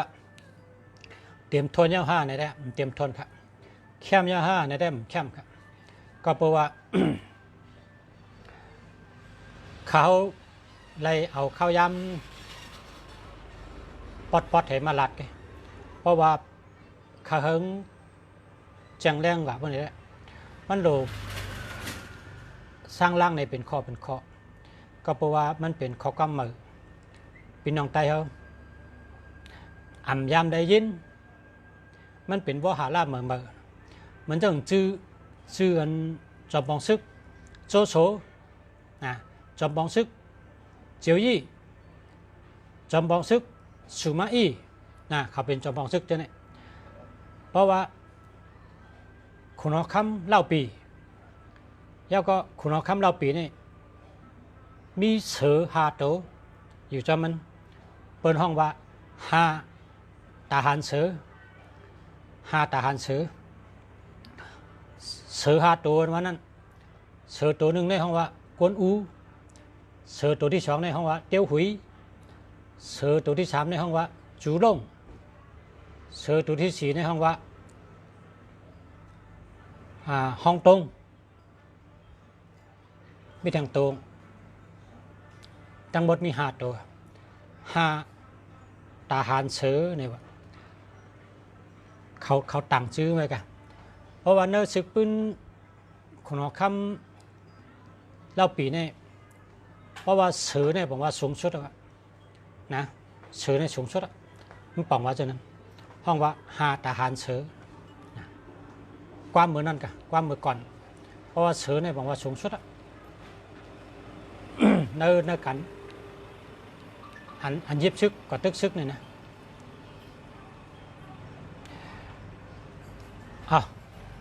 ข้าวยำเต็มครับพ่อแม่พี่น้องเขาย้อนชูเฮอพ่อแม่พี่น้องผู้ทำยันเขากูก็เฮอหมอหักกันน้ำเฮอหมอพร้อมกันน้ำหมอหักกันหมอจอยกันและ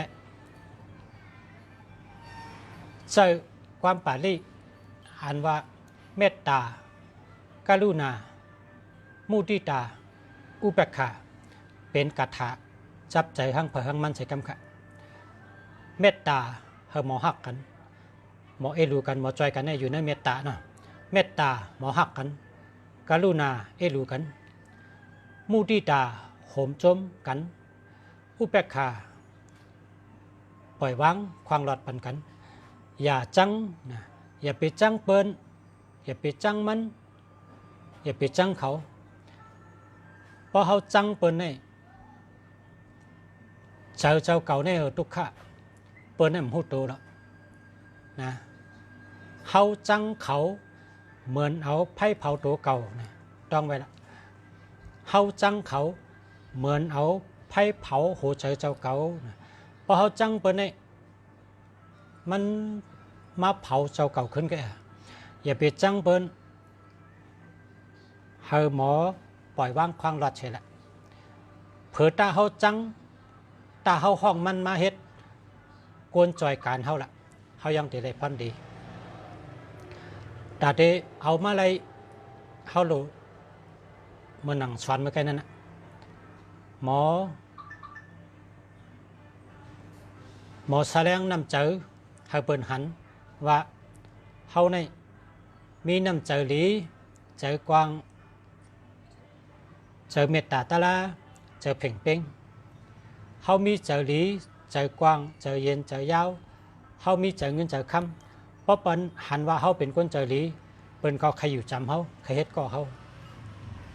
เปิ้นว่า1ตึกเจอ2ตึกเมือง1ตึกเจอ2ตึกเมือง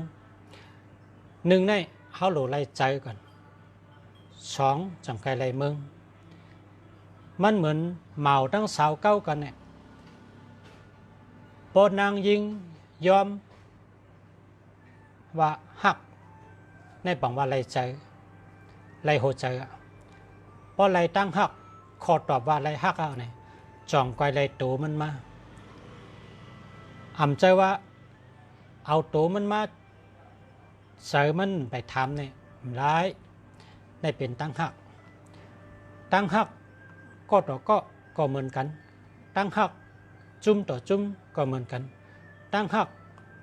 วันในวันเมืองในเมืองก็เหมือนกันอยู่ที่เขาหมออุบหมอลาด